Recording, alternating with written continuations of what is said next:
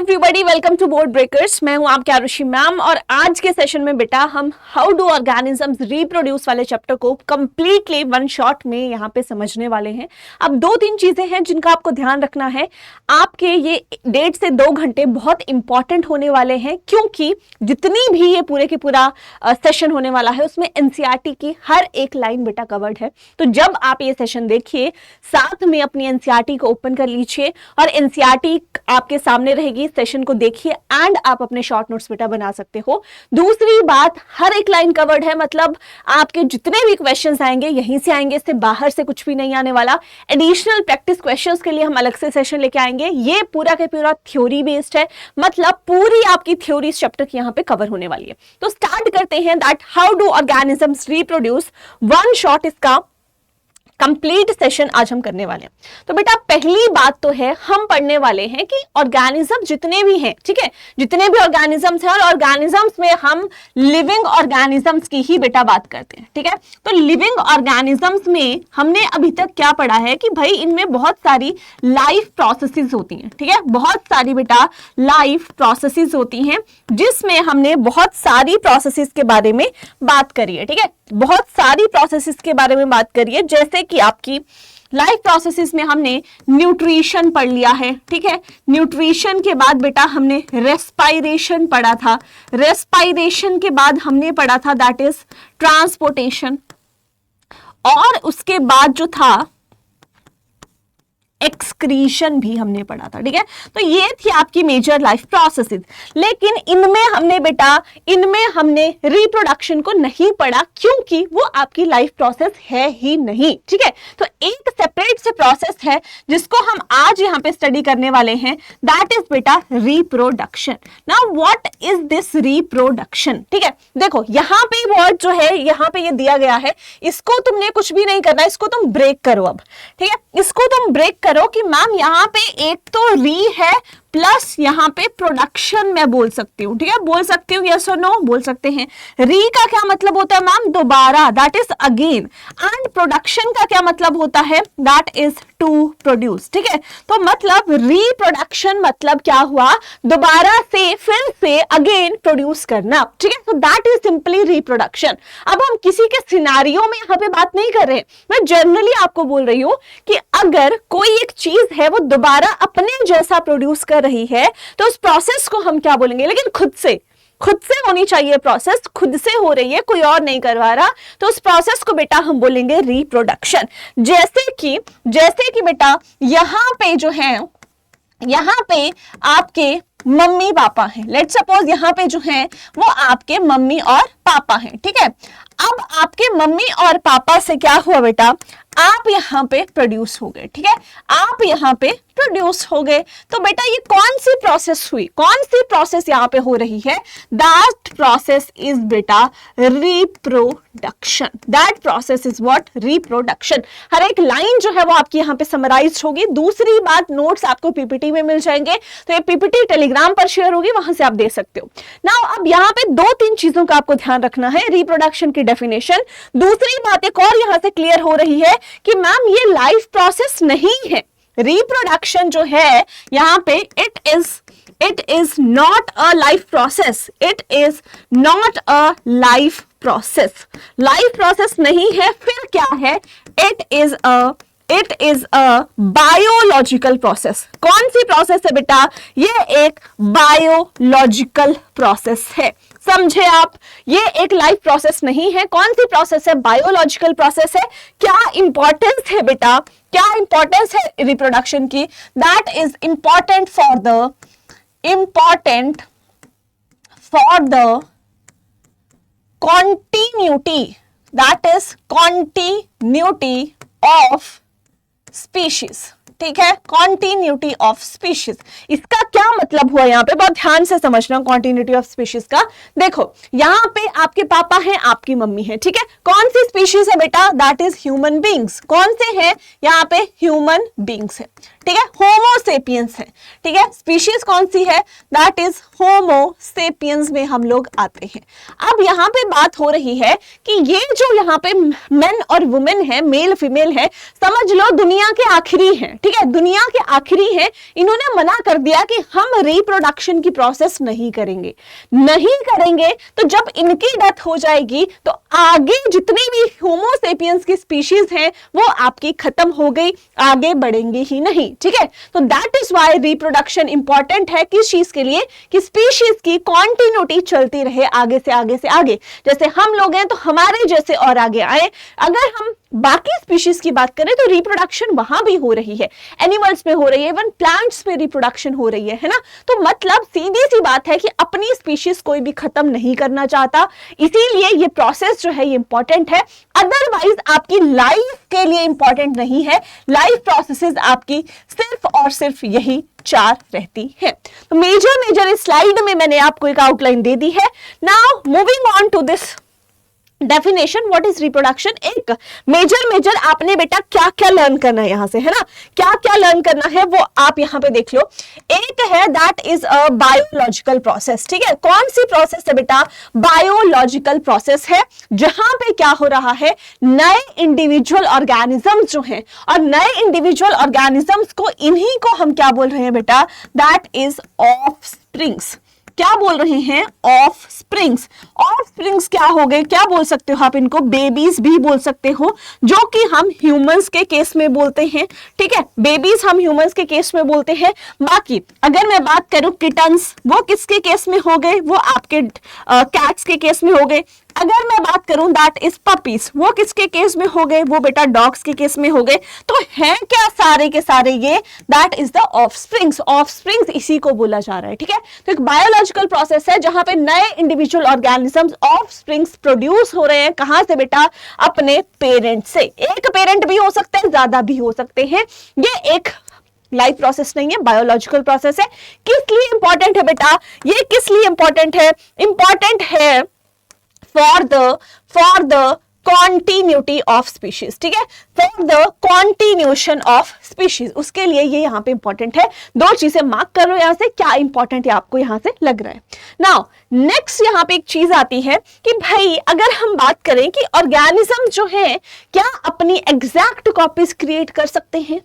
अब अगर हम बात करें कि आपके पेरेंट्स थे, आपके पेरेंट्स से आप प्रोड्यूस हुए, कैसे प्रोड्यूस हुए, और एग्जैक्ट आपके पेरेंट्स को कैसे पता चला कि आपको ही बनाना है। लेट्स सपोज अगर हम बात करें कि यहां पे क्या है, एक जो है, ठीक है, एक जो है ह्यूमन मेल है, और यहां पे जो है एक लेट्स सपोज ह्यूमन फीमेल है, ठीक है। अब कभी तुमने देखा है कि इन दोनों से, है ना, अगर दोनों का क्रॉस हुआ और यहां पे जो है वो तुम्हें कुछ और ही नजर आ गया, है ना, कुछ ऐसा देखा है तुमने कि यहाँ पे कुछ और ही तुम्हें बनता हुआ नजर आ गया, कुछ ऐसा अजूबा कुछ, है ना, नहीं होता ना, ऐसा नहीं होता। अगर यहां से इन केस बेबी बनेगा, क्या बनेगा, ह्यूमन बीइंग ही बनेगा, है ना, ह्यूमन बीइंग ही बनेगा, सीधी सी बात है, या तो मेल बनेगा या तो फीमेल बनेगा। मतलब स्पीशीज जो है वो क्या है बेटा, वो आपकी सेम ही रहेगी, ठीक है। अगर आपके पापा मम्मा ऐसे ही दिखते हैं ना, आपकी तरह ही दिखते हैं, होमो सेपियंस ही दिखते हैं, ऐसा तो नहीं है। या तो हम बात करें 2 डॉग्स हैं और उनके ह्यूमन बेबी जो है वो पैदा हो गया, नहीं होता है ना। तो अब समझो थोड़ा सा कैसे ये एग्जैक्ट चीजें जो हैं ये आपकी यहां पे बन रही हैं। तो यहां पे क्या है, ये आपके पेरेंट्स हैं, ये आपकी पेरेंट्स की सोचो बॉडी का डिजाइन है, ठीक है, बॉडी का डिजाइन है, या बॉडी के डिजाइन को हम और क्या बोलते हैं, ब्लूप्रिंट भी बोलते हैं, ठीक है। अब आपके पेरेंट्स की जो बॉडी का डिजाइन है या ब्लूप्रिंट है, उसकी बेटा कॉपी होगी, ठीक है, क्या होगी, उसकी कॉपी होगी, और तभी जाके वो आप में आएगा कि एग्जैक्ट जो पेरेंट्स का डिजाइन है, ब्लूप्रिंट है, वैसा ही मुझे ऑफस्प्रिंग का चाहिए, ठीक है। तो ये प्रोसेस जो है रिप्रोडक्शन में हो क्या रहा है, जो बॉडी का डिजाइन है, ब्लूप्रिंट है, उसकी कॉपी की जा रही है। अब यहां पे जिनकी बॉडी का डिजाइन था दोनों का, उनकी कॉपी हुई, और तब जाके जो ऑफस्प्रिंग निकला वो भी इनके जैसा ही निकला। अब ये बॉडी का डिजाइन और ये ब्लूप्रिंट है क्या, ठीक है। अगर हम बात करें कि बॉडी का डिजाइन या बॉडी का ब्लूप्रिंट होता कौन है, कौन बनाता है, ये देखो ये है बॉडी का डिजाइन, ठीक है। लेकिन ये किसकी वजह से बनेगा बेटा, ये बनता है कुछ स्पेसिफिक फैक्टर्स, है ना, कुछ स्पेसिफिक फैक्टर्स जो हैं ये डिसाइड करते हैं, ठीक है। कुछ स्पेसिफिक फैक्टर्स जो हैं वो डिसाइड करते हैं कि बॉडी का डिजाइन जो है बेटा वो क्या रहने वाला है, और उन स्पेसिफिक फैक्टर्स को क्या बोला जाता है, they are known as genes. क्या बोला जाता है बेटा, जीन्स बोला जाता है। अब वो जीन्स ही वो स्पेसिफिक फैक्टर्स हैं जो कि डिसाइड करेंगे कि बॉडी का डिजाइन कैसा होगा, छोटा होगा, हाइट ज्यादा होगी, है ना, या तो कलर जो है वो आपका डार्क होगा, लाइट होगा, हेयर लॉन्ग होंगे, हेयर ब्लैक होंगे, ब्राउन होंगे, शॉर्ट होंगे, कर्ली होंगे, स्ट्रेट होंगे, कैसे होंगे। बॉडी डिजाइन का मतलब है दैट इज डिफरेंट कैरेक्टरिस्टिक्स, ठीक है, डिफरेंट कैरेक्टरिस्टिक्स। तो अब ये डिफरेंट कैरेक्टरिस्टिक्स बॉडी डिजाइन जो है कौन डिसाइड कर रहा है, ये जीन्स डिसाइड कर रहे हैं। और बेटा ये जीन्स कहां पे हैं, ये जीन्स जो है ये डीएनए की फंक्शनल यूनिट ही तो है। क्या है, ये डीएनए की फंक्शनल यूनिट ही तो है। तो सीधी सीधी अगर हम बात करें यहां पे, तो ये लेट सपोज तुम्हारे पापा का डीएनए है और यहां पे जो है तुम्हारी मम्मा का डीएनए है। क्या है, एक तुम्हारे पापा का डीएनए है, एक तुम्हारी मम्मा का डीएनए है। तो ये क्या है बेटा, यहां पे ही फंक्शनल यूनिट जिनको हम जीन्स बोल रहे हैं वो प्रेजेंट होंगे। Let suppose that is basically gene 1, है ना, और यहां पे भी एक जीन प्रेजेंट होगा, है ना, यहां पे भी एक जीन प्रेजेंट है जिसको मैं जीन 2 लिख रही हूं। अब ये डिसाइड करेंगे कि जो ये ऑफस्प्रिंग है ये कैसा रहेगा। अब होगा क्या, पहले यहां पे ये जो है लेट सपोज पेरेंट 1 का डीएनए है, ये पेरेंट 2 का डीएनए है। अब अगर इन्होंने क्या करना है, ये ब्लूप्रिंट है, ये है ब्लूप्रिंट जो कि डिसाइड कर रहा है इनकी बॉडी कैसी है, पेरेंट्स की बॉडी कैसी है। अब लेट सपोज हमने बोला कि ये जो ये बेसिकली बॉडी डिजाइन है इसकी हम कॉपी करते हैं, रिप्रोडक्शन में हमने क्या करना है, इसकी कॉपी करनी है, ठीक है। अदरवाइज कॉपी क्यों करते हैं, क्यों हमें कॉपी करने की नीड पड़ी, क्योंकि अगर ये अपना डीएनए सारा तुम्हें दे देंगे, हम लोगों को दे देंगे हमारे पेरेंट्स, तो उनके पास डीएनए कहां रहेगा, उनके पास कहां रहेगा।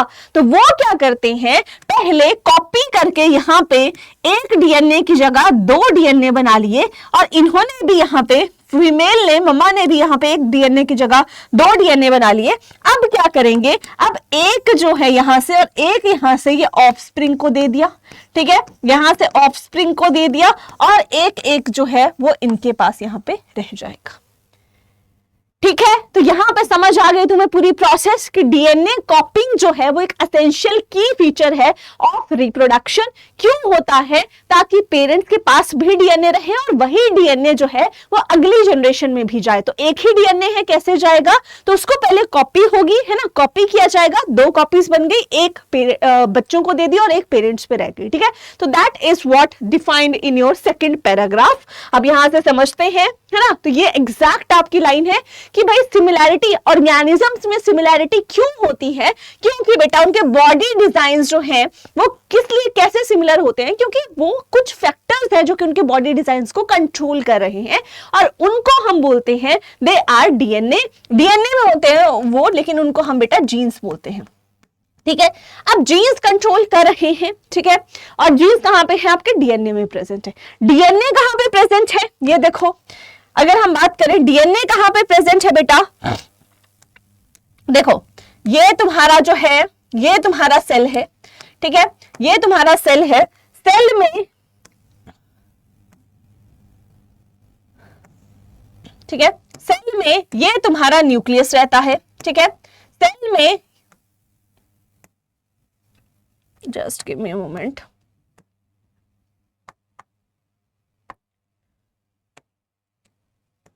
ठीक है, सेल में लेट सपोज ये तुम्हारा न्यूक्लियस है ना। तो अब ये सेल है, यहां पे जो है तुम्हारा साइटोप्लाज्म प्रेजेंट होगा, बाकी और ऑर्गेनल्स भी प्रेजेंट होंगे। न्यूक्लियस की हम बात कर लेते हैं, तो न्यूक्लियस में क्या होता है ना बेटा, न्यूक्लियस में कुछ ऐसे स्ट्रक्चर्स जो हैं वो तुम्हें यहाँ पे देखने को मिलते हैं, ठीक है, ऐसे स्ट्रक्चर्स जो हैं वो तुम्हें देखने को मिलते हैं। और अगर हम स्ट्रक्चर को देखें तो कुछ ऐसा स्ट्रक्चर जो है ये तुम्हें देखने को मिलता है, और इस स्ट्रक्चर को हम क्या बोलते हैं बेटा, दैट इज क्रोमोसोम। क्या बोलते हैं? क्रोमोसोम बोलते हैं, पता होगा तुम्हें अभी तक, है ना।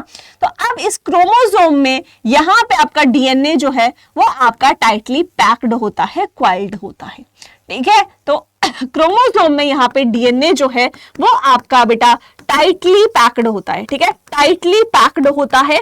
और यही डीएनए में, इसी में फंक्शनल यूनिट जो कि जीन्स हैं वो आपके देखने को मिलते हैं। क्लियर होगी बात? तो अगर हम बोलें कि जीन्स हैं कहां पे बेटा, जीन्स जो है ये आपकी जो है दैट इज प्लाज्मा मेम्ब्रेन, उसके बाद ये जो है दैट इज साइटोप्लाज्म, अगर मैं एनिमल सेल की बात कर रही हूं, देन ये जो है ये आपका न्यूक्लियस यहाँ पे रहता है, और ये जो है न्यूक्लियस के अंदर ये आपकी क्रोमोसोम्स हैं, ठीक है। अब क्रोमोसोम्स के अंदर जो है डीएनए होता है, और डीएनए का जो फंक्शनल यूनिट है दैट आर जीन्स, ठीक है। सीधी सी बात है ना, कोई यहाँ पे हार्ड एंड फास्ट रूल नहीं है कि भाई क्या पढ़ा दिया मैम ने, ठीक है। दूसरा, अब डीएनए जो है दैट इज डीऑक्सीराइबोन्यूक्लिक एसिड कहां पे प्रेजेंट है बेटा? आपके क्रोमोसोम्स में प्रेजेंट है, जिसके पास इंफॉर्मेशन है किस चीज की? इनहेरिटेंस की। मतलब वो डिसाइड करेगा, जो आपका डीएनए है उसमें भी जो जीन्स है वो डिसाइड करेंगे कि जो ऑफस्प्रिंग है ना, वो कैसा दिखेगा, या जो भी हम लोग हैं, हम लोग कैसे दिख रहे हैं, कौन डिसाइड कर रहा है? हमारे जीन्स डिसाइड कर रहे हैं, ठीक है। और वो कैसे डिसाइड करते हैं? वो प्रोटीन्स ही उस अमाउंट में बनाते हैं। अगर किसी की हाइट बड़ी होनी है तो वो प्रोटीन्स बनेंगी, है ना, वो फैक्टर्स जो सिंथेसाइज होंगे। अदरवाइज अगर किसी की हाइट जो है वो लिमिटेड अमाउंट तक बढ़ेगी तो वो फैक्टर्स जो कि हाइट के लिए रिस्पॉन्सिबल हैं वो बनना बंद हो जाएंगे उसकी बॉडी में। तो कुछ ऐसे आपकी सारी बॉडी वर्क करती है। तो अब ये डीएनए में सारी चीजें हैं, तो रिप्रोडक्शन में बेटा मेजरली क्या होता है? इसी डीएनए की कॉपी होती है, और इस डीएनए की कॉपी को हम क्या बोलते हैं? यहां पे अगर मैं बोलूं डीएनए कॉपी को और क्या बोलते हैं हम, उस प्रोसेस का क्या नाम है? दैट इज बेटा डीएनए रेप्लिकेशन। क्या बोलते हैं? डीएनए रेप्लिकेशन भी बोलते हैं। क्लियर होगी यहां तक बात?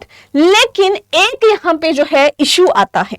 इशू क्या आता है कि डीएनए जो कॉपिंग है ना, वो इतनी इजी प्रोसेस नहीं है, वो इतनी इजी प्रोसेस नहीं है। अगर मैं बोलूं कि यहाँ पे ये डीएनए है, इसने खुद को कॉपी करना है, तो कॉपी करने के लिए इसको पहले क्या करना पड़ेगा? इसको पहले यहाँ पे अनवाइंडिंग करनी पड़ेगी, है ना। अनवाइंडिंग करनी पड़ेगी मतलब अपने स्ट्रैंड्स को तोड़ना पड़ेगा, ठीक है।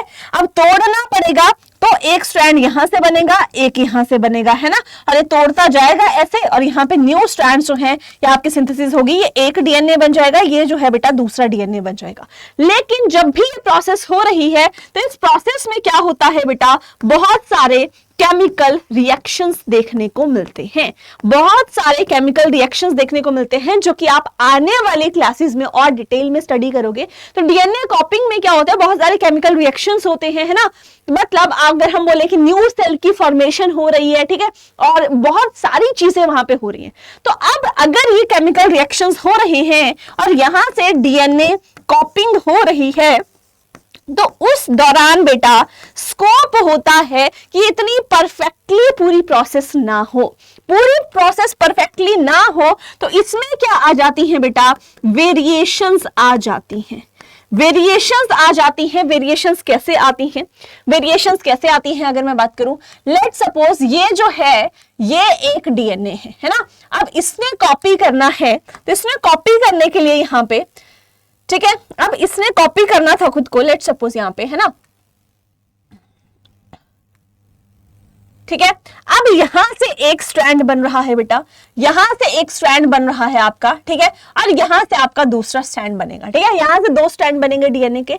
लेकिन इसके बीच में क्या है? बहुत सारी प्रोसेसेस होती हैं, जैसे कि बेटा रिकॉम्बिनेशन हो जाता है, जैसे कि बेटा क्रॉसिंग ओवर होती है ना। तो जिसकी वजह से क्या होता है? क्या आती हैं बेटा? वेरिएशंस आती हैं। क्या आती हैं? वेरिएशंस आती हैं, और इन वेरिएशन से क्या होती हैं? म्यूटेशंस होती हैं, ठीक है। मतलब बिल्कुल एग्जैक्टली अगर हम बोलें कि आप में आपके पेरेंट्स का एग्जैक्ट डिटो डीएनए है, नहीं, थोड़ी बहुत वेरिएशंस आई हैं, इसीलिए आप हूबहू उनकी तरह नहीं लगते, ऑल्दो सिमिलर हो, लेकिन वहां पे आपको वेरिएशंस देखने को मिलती हैं, ठीक है। तो अब अगर हम बात करें कि ये वेरिएशंस और ये म्यूटेशंस आती हैं, और यही किस चीज के लिए रिस्पॉन्सिबल है बेटा? यही रिस्पॉन्सिबल है, दैट इज फॉर एवोल्यूशन। किस चीज के लिए रिस्पॉन्सिबल है? एवोल्यूशन के लिए रिस्पॉन्सिबल है। तो ओवरऑल अगर हम देखें तो ये वेरिएशंस जो है ये क्या है हमारे लिए? बेनिफिशियल है, इंपॉर्टेंट है, यूजफुल है। ठीक है, तो डीएनए कॉपिंग जो है वो क्या है? उसमें बहुत सारे केमिकल रिएक्शंस जो है वो बेटा देखने को मिलते हैं। अब केमिकल रिएक्शंस अगर हो रहे हैं, ठीक है, केमिकल रिएक्शंस हो रहे हैं, उसमें बहुत सारी कॉम्प्लेक्स मैकेनिज्म जो है चल रहा है, तो वो बिल्कुल एक्यूरेटली प्रोसेस नहीं होती, उसमें कुछ ना कुछ वेरिएशंस जो है वो बेटा होती रहती हैं। अब जितनी भी वेरिएशंस है वो कैसी होती है? माइनर होती है, ज्यादा मेजर नहीं होती है, और वो बेटा बेनिफिशियल होती है, and they are the you can say indrivable force, या फिर यू कैन से कि वो ऐसी चीज है variations that is important for evolution और दैट लीड्स टू एवोल्यूशन। ठीक है, तो यहाँ पे एवोल्यूशन हो रहा है। अब यहाँ से इससे ये बने, इससे ये बने, इससे ये बने, और आज हम मॉडर्न मैन की बात करते हैं।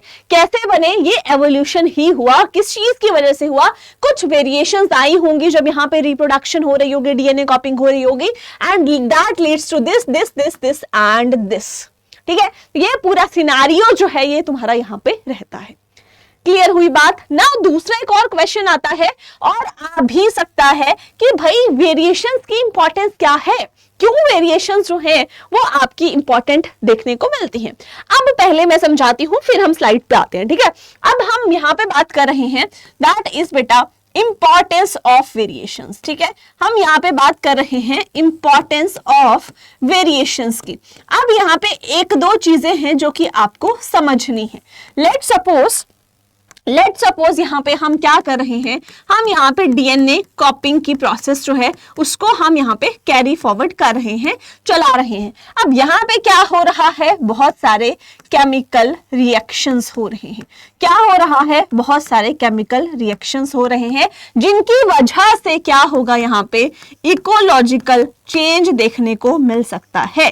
ठीक है, इकोलॉजिकल बेटा चेंज देखने को मिल सकता है। इकोलॉजिकल चेंज में हो सकता है यहाँ पे बेटा टेम्परेचर में चेंज आ जाए। ठीक है, टेम्परेचर में चेंज आ जाए या अदर फैक्टर्स में चेंज आ जाए। अब सोचो यहाँ पे एक मैं तुम्हें सिनेरियो देती हूँ। ठीक है, अब पहले टेम्परेचर को ही हम लेके चलते हैं, तो यहाँ पे हम बिफोर एंड आफ्टर लेके चलते हैं। That is before and that is after. ठीक है, अब यहाँ पे लेट सपोज मेरे पास क्या था बेटा? यहाँ पे कॉलोनी थी। ठीक है, मेरे पास यहाँ पे एक कॉलोनी थी। ठीक है, ठीक है, एक कॉलोनी थी, और उसके बाद मेरे पास एक और कॉलोनी थी। ठीक है, एक और कॉलोनी थी यहाँ पे, ये आफ्टर वाली है।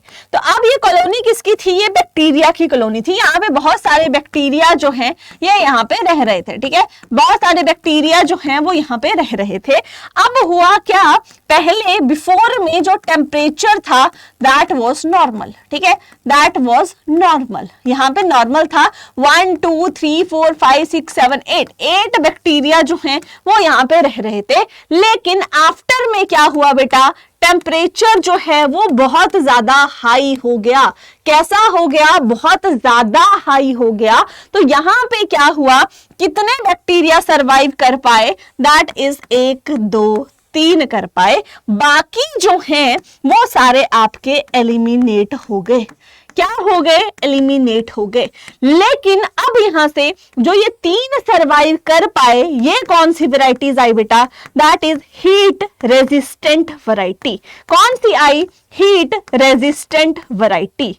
ठीक है, अब देखो यहाँ पे दो चीजें हुई। ठीक है, दो चीजें हुई कि भाई क्या हुआ? वेरिएशन आई। वेरिएशन क्या, किस चीज की वजह से? टेम्परेचर की वजह से आई। पहले नॉर्मल था, बाद में बढ़ गया। ठीक है, लेकिन अब हुआ क्या यहाँ पे? अगर हम बात करें हुआ क्या यहाँ पे बेटा? दैट इज जो बैक्टीरिया पहले सारे सरवाइव कर पा रहे थे, ठीक है, अब इनमें से सिर्फ और सिर्फ 3 ही बेटा इवॉल्व हो पाए। 3 ही इवॉल्व हो पाए। अब ये जब आपके रिप्रोड्यूस करेंगे तो जितनी भी आगे वैरायटीज आएंगी सब कैसी आएंगी? हीट रेजिस्टेंट आएंगी। तो यहाँ पे वेरिएशंस आ चुकी हैं। पहले जितने थे हो सकता है उसमें सिर्फ ये 3 हीट रेजिस्टेंट थे, बाकी जो थे वो सरवाइव नहीं कर पाए, ठीक है, एवोल्यूशन कैसे होता है ऐसे ही होता है। तुम्हें क्या लगता है जितनी भी स्पीशीज हैं प्रीवियसली सारी सर्वाइव कर पा रही हैं? नहीं कर पा रही हैं, ठीक है। तो that is the importance of variations. तो यहां पे हम देख भी सकते हैं कि क्या इंपॉर्टेंस है बेटा वेरिएशंस की। पहली बात तो है कि रिप्रोडक्शन जो है वो स्टेबिलिटी को मेंटेन करता है, बॉडी डिजाइन को प्रिजर्व करके डीएनए कॉपिंग कॉन्टिन्यूअसली होती रहती है ना। दूसरी बात है कि जितनी भी एनवायरमेंटल कंडीशन है बेटा, टेम्परेचर है, वाटर लेवल है, नेचुरल डिजास्टर्स हैं, वो आपके हो सकते हैं, एनवायरमेंट जो है कंडीशंस आपकी चेंज कर सकती हैं, है ना, अनएक्सपेक्टेडली। तो अगर सारे ऑर्गेनिज्म बेटा एक जैसे होंगे, लेट्स सपोज सारे जो है किसी में वेरिएशंस नहीं होंगी, एज इट इज होंगे, तो कंप्लीटली वैनिश हो जाएंगे, है ना। एनवायरमेंट जो है पूरी या पूरी जनरेशन को, एंटायर पॉपुलेशन को वाइप आउट कर देगा, सारी स्पीशीज खत्म। इसीलिए अगर वेरिएशंस होंगी, है ना, जैसे कि हमने ये केस लिया, अगर यहां पे इन 3 में वेरिएशंस नहीं होती तो इनकी तरह ये भी मर जाते, लेकिन इनमें वेरिएशंस थी, ये सरवाइव किए, दैट इज व्हाई ये जो है आगे अपनी स्पीशीज को बढ़ाएंगे एंड यहाँ पे एवोल्यूशन जो है वो आपका देखने को मिलने वाला है, ठीक है। तो अब यहाँ पे आप देख सकते हो जो हमने एग्जाम्पल डिस्कस किया वो यहाँ पे दे रखा है। चलिए नेक्स्ट आपका आता है मोड्स ऑफ रिप्रोडक्शन। बहुत इजी है ये, कितने मोड्स जो है वो देखने को मिलते हैं। तो रिप्रोडक्शन आपकी 2 टाइप से होती है, एक एसेक्सुअल मोड होता है, दूसरा जो है बेटा वो सेक्सुअल मोड ऑफ रिप्रोडक्शन होता है। क्या क्या बेसिक डिफरेंस है वो हम जान लेते हैं। एसेक्सुअल रिप्रोडक्शन में एक ही पेरेंट होता है, वो रिप्रोड्यूस करके क्या कर लेता है, ऑफस्प्रिंग को प्रोड्यूस कर लेता है, उनकी प्रोडक्शन जो है वो कर लेता है। यूनिपेरेंटल है, एक ही पेरेंट इन्वॉल्व होता है। बाईपेरेंटल में बेटा 2 पेरेंट्स यहाँ पे आपके देखने को मिलते हैं। कौन से सेल्स यहाँ पे इन्वॉल्व है? अब एक ही पेरेंट है तो कोई भी गैमीट्स फॉर्मेशन नहीं होती, कुछ भी नहीं होता, जर्म सेल्स का कोई यहाँ पे चक्कर ही नहीं है। तो सोमेटिक सेल्स जो है वो आपके यहाँ पे इन्वॉल्व है, लेकिन यहाँ पे जर्म सेल्स या इनको बेटा हम रिप्रोडक्टिव सेल्स भी बोलते हैं, ठीक है, रिप्रोडक्टिव सेल्स भी बोलते हैं। तो वो आपके यहाँ पे इन्वॉल्व होते हैं। नाउ प्रोसेस क्या है, ये एसेक्सुअल स्पोर्स या और भी बहुत सारी प्रोसेसेस होती हैं जिनको हम देखेंगे। लेकिन सेक्सुअल रिप्रोडक्शन में क्या होता है बेटा, यहाँ पे आपकी फॉर्मेशन एंड फ्यूजन होता है किस चीज का, गैमीट्स का, जो कि स्पर्म्स होते हैं मेल्स में और एग्स या फिर ओवम होते हैं इन फीमेल्स, ठीक है। तो ये यहाँ पे रहता है। अब जेनेटिक सिमिलैरिटी क्या है, एक ही स्पीशीज से, यहाँ पे एक ही पेरेंट से बने हैं बेसिकली, है ना, कोई भी प्रोडक्शन नहीं है गैमीट्स का, कोई भी रिकॉम्बिनेशन क्रॉसिंग ओवर नहीं होगी, कोई भी वेरिएशंस नहीं आएंगी। तो बच्चे जो हैं, ऑफस्प्रिंग्स जो हैं, वो क्या है, जेनेटिकली सिमिलर है, मतलब यहाँ पे क्लोज होते हैं किसके, अपने पेरेंट्स के। लेकिन यहाँ पे डिसिमिलर होते हैं पेरेंट्स से, है ना, बिल्कुल एज इट इज कॉपी नहीं हो देखने को मिलती in case of sexual mode of reproduction. Now rate of reproduction, एक पेरेंट है फटाफट से प्रोसेस हो जाती है, फास्टर है, लेकिन सेक्सुअल रिप्रोडक्शन में यही रेट बेटा स्लो हो जाता है। ये बेसिक डिफरेंस है, तुम्हें पता होना चाहिए, और हर एक डिफरेंस का मीनिंग जो है वो भी तुम्हें पता होना चाहिए। नाउ नेक्स्ट है, अब हम पहले सेक्सुअल रिप्रोडक्शन तो को देखेंगे, देन सेक्सुअल रिप्रोडक्शन, फिर हम फ्लावर्स में, प्लांट्स में पहले पढ़ेंगे, देन ह्यूमन बींग्स में पढ़ेंगे, ठीक है। चलिए अब एसेक्सुअल मोड ऑफ रिप्रोडक्शन क्या होता है, जिसमें एक ही पेरेंट है और वो क्या कर रहा है बेटा, 2 ऑफस्प्रिंग या 2 से ज्यादा ऑफस्प्रिंग जो है उनकी प्रोडक्शन कर दे रहा है, ठीक है। लेकिन इसमें कोई भी गैमीट्स का ना तो फॉर्मेशन होता है ना ही फ्यूजन होता है, कुछ भी देखने को नहीं मिलता। और जो ये आपके ऑफस्प्रिंग्स हैं, लेट सपोज ये आपका पेरेंट है और ये जो है ये ऑफस्प्रिंग्स हैं, तो ऑफस्प्रिंग्स बेटा हूबहू पेरेंट की तरह लगेंगे, ठीक है। हूबहू मतलब क्लोज होंगे किसके, दैट इज ऑफ पेरेंट्स, ठीक है। पेरेंट्स के क्लोज जो है ये आपके देखने को मिलते हैं। नाउ बात आती है कि कितने मोड्स होते हैं, कितने टाइप्स की सेक्सुअल रिप्रोडक्शन देखने को मिल सकती है। तो बेटा एक ऑर्गेनिज्म है वो एसेक्सुअली रिप्रोड्यूस करेगा, लेकिन उसमें भी रिप्रोडक्शन करने के अलग अलग तरीके होते हैं। हो सकता है बेटा वो फिजन से रिप्रोड्यूस कर ले, हो सकता है बेटा वो फ्रेगमेंटेशन कर ले, हो सकता है बेटा वो बडिंग कर ले, हो सकता है वेजिटेटिव प्रोपगेशन कर ले, हो सकता है बेटा वो रीजनरेशन कर ले, हो सकता है वो स्पोर फॉर्मेशन कर ले, किसी भी तरीके से रिप्रोड्यूस कर सकता है। वन बाय वन देखते हैं बेटा क्या इन सब का मीनिंग होता है। होपफुली यहां तक आपको सारी चीजें क्लियर है। बेसिक ही अभी तक हमने किया है और एनसीईआरटी की आपकी हर एक लाइन को हमने डिस्कस किया है, कोई भी ऐसी लाइन नहीं है जिसको हमने स्किप किया है, इसीलिए ये इंपॉर्टेंट है आपके लिए detailed one shot. Okay now सबसे पहले बात कर लेते हैं फिशन की, ठीक है। देखो दो टर्म्स होती हैं, एक होता है फिशन, दूसरा होता है फ्यूजन, है ना। एक होता है फिशन, दूसरा होता है फ्यूजन। अब फिशन क्या होता है? टूटना। फ्यूजन होता है जुड़ना। अब यहाँ पे क्या होगा बेटा? टूटेंगे, है ना। एक ऑर्गेनिज्म, एक पेरेंट है, टूटेगा, टूट के दो बना देगा, कुछ ऐसे ही ये प्रोसेस होती है, ठीक है। तो टूटने को हम यहाँ पे हम ये नहीं बोलेंगे कि ब्रेक डाउन, है ना। तो वहां पे क्या होता है? एक ऑर्गेनिज्म बेटा डिवाइड हो जाता है, दो या दो से ज्यादा लेकिन नए ऑर्गेनिज्म बनाता है।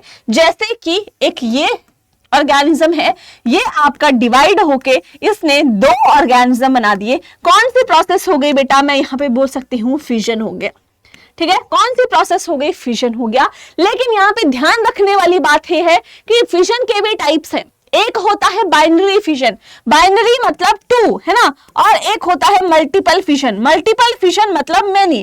तो यहाँ पे बेटा जब पेरेंट टूटेगा तो वो कितने ऑफस्प्रिंग बनाएगा? That would be two. यहाँ पे जो ऑफस्प्रिंग बनेंगे, है ना, ऑफस्प्रिंग्स बनेंगे, कितने बनेंगे बेटा? यहाँ पे आपके दो बनने वाले हैं और यहाँ पे जो है बहुत सारे बनने वाले हैं मल्टीपल फिशन में, ठीक है। अभी वन बाय वन देखेंगे हम कैसे होता है। लेकिन यहाँ पे एक और चीज आपको समझनी है कि बाइनरी फिशन के भी टाइप्स हैं, यहाँ पे भी टाइप्स होते हैं। एक है बेटा आपका that is irregular binary fission, irregular binary fission. दूसरा है बेटा आपका दैट इज लॉन्गिट्यूडिनल, ठीक है, लॉन्गिट्यूडिनल। और तीसरा है बेटा दैट इज ट्रांसवर्स, ठीक है, दैट इज ट्रांसवर्स। अब वन बाय वन में डायग्राम से तुम्हें समझाऊंगी सबके क्या क्या मीनिंग होते हैं, ठीक है। चलिए पहले बेटा बाइनरी फिशन की ही बात कर लेते हैं। अब बाइनरी फिशन जो है मैंने बोला बहुत सारे, लेकिन यहाँ पे कंडीशन क्या है बाइनरी में कि ऑफस्प्रिंग हमेशा दो ही बनेंगे, दो से ज्यादा नहीं बनेंगे, है ना, दो ही बनेंगे। एक ऑर्गेनिज्म जो है डिवाइड करेगा तो दो ही बनाएगा, तरीका चाहे कोई भी हो, चाहे वो इररेगुलरली कर रहा है। इररेगुलरली मतलब ये अमीबा में होता है मेजरली इररेगुलर बाइनरी फिशन, कि अमीबा टूट रहा है तो वो ये नहीं देखेगा कि नहीं मैं ऐसे नहीं टूटूंगा, है ना, मैं किसी और तरीके से टूटूंगा, मैं जो है ना स्पेसिफिकली मुझे यहां से तोड़ो। जैसे कि अगर अमीबा ऐसे ऐसे ये डिवाइड कर रहा है, ये बोलेगा कि मैं ऐसे यहां से तोड़ूंगा, एक ऐसे बनेगा और एक ऐसे बनेगा, नहीं, वो रैंडमली कहीं से भी टूट जाता है। इररेगुलर बाइनरी फिजन जो है, इररेगुलर मतलब कहीं से भी फिजन हो जा रहा है, उसी प्रोसेस को बोला जाता है इररेगुलर बाइनरी फिजन। किसमें होता है? अमीबा में होता है। सेकंड बेटा यूग्लिना, यूग्लिना में देख लो लॉन्गिट्यूडनल है। लॉन्गिट्यूडनल मतलब हमेशा कहां से टूटेगा? ऐसे बीच से टूटेगा। कोई एक बॉल है, बॉल को मैं यहां से काट रही हूं, बीच से दो हाफ्स में टूट रही है, एक एंड दूसरा, दैट इज लॉन्गिट्यूडनल, लॉन्गिट्यूडनल, ठीक है। अब अगर ये यूग्लिना है, इसको तोड़ना है तो ऐसे तोड़ूंगी मैं, इसको तोड़ना है तो ऐसे तोड़ूंगी, है ना। तो ये ब्रेक जो है इनका होने का तरीका दिस एंड दिस रहता है। क्लियर हो गई। थर्ड है बेटा ट्रांसवर्स। ट्रांसवर्स में यही बॉल है, इस बॉल को कैसे तोड़ा जाता है या कैसे टूटते हैं वो ऑर्गेनिज्म? ऐसे, है ना, एक हाफ ये हो गया, दूसरा ये हो गया, तो ये है तो बीच से कट लगेगा, यहां से बीच से, है ना, एक ऊपर वाला हो गया, एक ये नीचे वाला हो गया। तो पैरामीशियम में ये होता है ऐसे, है ना, एक ये बन गया, दूसरा ऑर्गेनिज्म ये बन गया आपका। So that is what, that is binary fission के types, longitudinal, transverse and irregular. वही लीशमैनिया है, लीशमैनिया में भी देखो कौन सा हो रहा है? लॉन्गिट्यूडनल हो रहा है। कौन सा है? That is longitudinal. Clear. Now next जो है, नेक्स्ट अगर हम बात करें दैट इज मल्टीपल, ठीक है। मल्टीपल बेटा एक तो प्लाज्मोडियम में होता है, दूसरा बेटा अमीबा में भी हो सकता है, ठीक है, अमीबा में भी हो सकता है। और मल्टीपल फिशन अमीबा में रेयर केसेस में होता है, जब क्या है जो एनवायरमेंटल कंडीशंस है वो फेवरेबल नहीं है, तब जो है अमीबा में मल्टीपल फिशन देखने को मिलता है। इसमें क्या होता है, जो ऑर्गेनिज्म है वो क्या कर लेगा, बाहर डिवाइड करता रहेगा, अंदर डिवाइड करता रहेगा, बाहर से एक सिस्ट की लेयर जो है वो डेवलप कर लेगा, ऐसे सिस्ट फॉर्मेशन जो है कर लेता है। जब इसको लगेगा कि मेरे अकॉर्डिंग फेवरेबल कंडीशंस आ चुकी हैं, इस लेयर को ब्रेक करके यहां से डिफरेंट ऑफस्प्रिंग जितने भी बने हैं ये आपके बाहर निकल जाएंगे। तो ये क्या हो गया, मल्टीपल फिशन। एक ही बारी में बहुत सारे ऑफस्प्रिंग जो हैं उनकी प्रोडक्शन हो रही है। सो that is also type of fission, लेकिन कैसा है, मल्टीपल फिशन है। मेजरली किसमें होता है, प्लाज्मोडियम तो यूजुअली करता है, रेयरली अमीबा में भी होता है during unfavourable conditions. Clear? Okay, next is fragmentation. अब फिशन हमने पढ़ लिया, सेकेंड जो है दैट इज बेटा fragmentation. Now what is fragmentation? Fragmentation भी आपका एसेक्सुअल मेथड का ही, सेक्सुअल रिप्रोडक्शन का ही टाइप्स है। फ्रेगमेंट्स का मतलब क्या होता है बेटा? फ्रेगमेंट्स का मतलब होता है दैट आर पीसीज, है ना, या तो हम इनको बोल सकते हैं दैट इज पीसीज, पीसीज या फिर टुकड़े, है ना, टुकड़े हम बोल सकते हैं कि भाई छोटे छोटे टुकड़े जो हैं वो आपके यहाँ पे देखने को मिलेंगे। अब यहाँ पे भी देखो क्या हो रहा है, एक ऑर्गेनिज्म है, लेट सपोज ये पेरेंट है ना, इस पेरेंट को मैंने क्या किया, 3 हिस्सों में काट दिया, यहां से एक हिस्सा ये है, एक हिस्सा ये है, एक हिस्सा ये है। तो यहाँ पे इसके कितने फ्रेगमेंट्स हो गए बेटा? 3 फ्रेगमेंट्स जो हैं वो मैंने इसके कर लिए, है ना, 1 फ्रेगमेंट, 2 फ्रेगमेंट, 3 फ्रेगमेंट। हर एक फ्रेगमेंट में ताकत है कि कंप्लीट ऑर्गेनिज्म जो है वो ये बना देगा, दैट इज बेटा फ्रेगमेंटेशन। ठीक है, क्या है यहाँ पे, हर एक हिस्सा क्या कर रहा है, कंप्लीट ऑर्गेनिज्म की फॉर्मेशन कर दे रहा है। तो फ्रेगमेंटेशन में क्या होता है बेटा, एक एसेक्सुअल रिप्रोडक्शन का ये पार्ट है, प्रोसेस है, जहां पे एक ऑर्गेनिज्म टूटता है 2 या 2 से ज्यादा पार्ट में। यहाँ पे स्पाइरोगायरा है वो 2 ही पार्ट्स में टूटा है ना, 2 ही पार्ट्स में, यहां से कंप्लीट स्पाइरोगायरा जो है वो आपका बन जाएगा दोनों पार्ट से।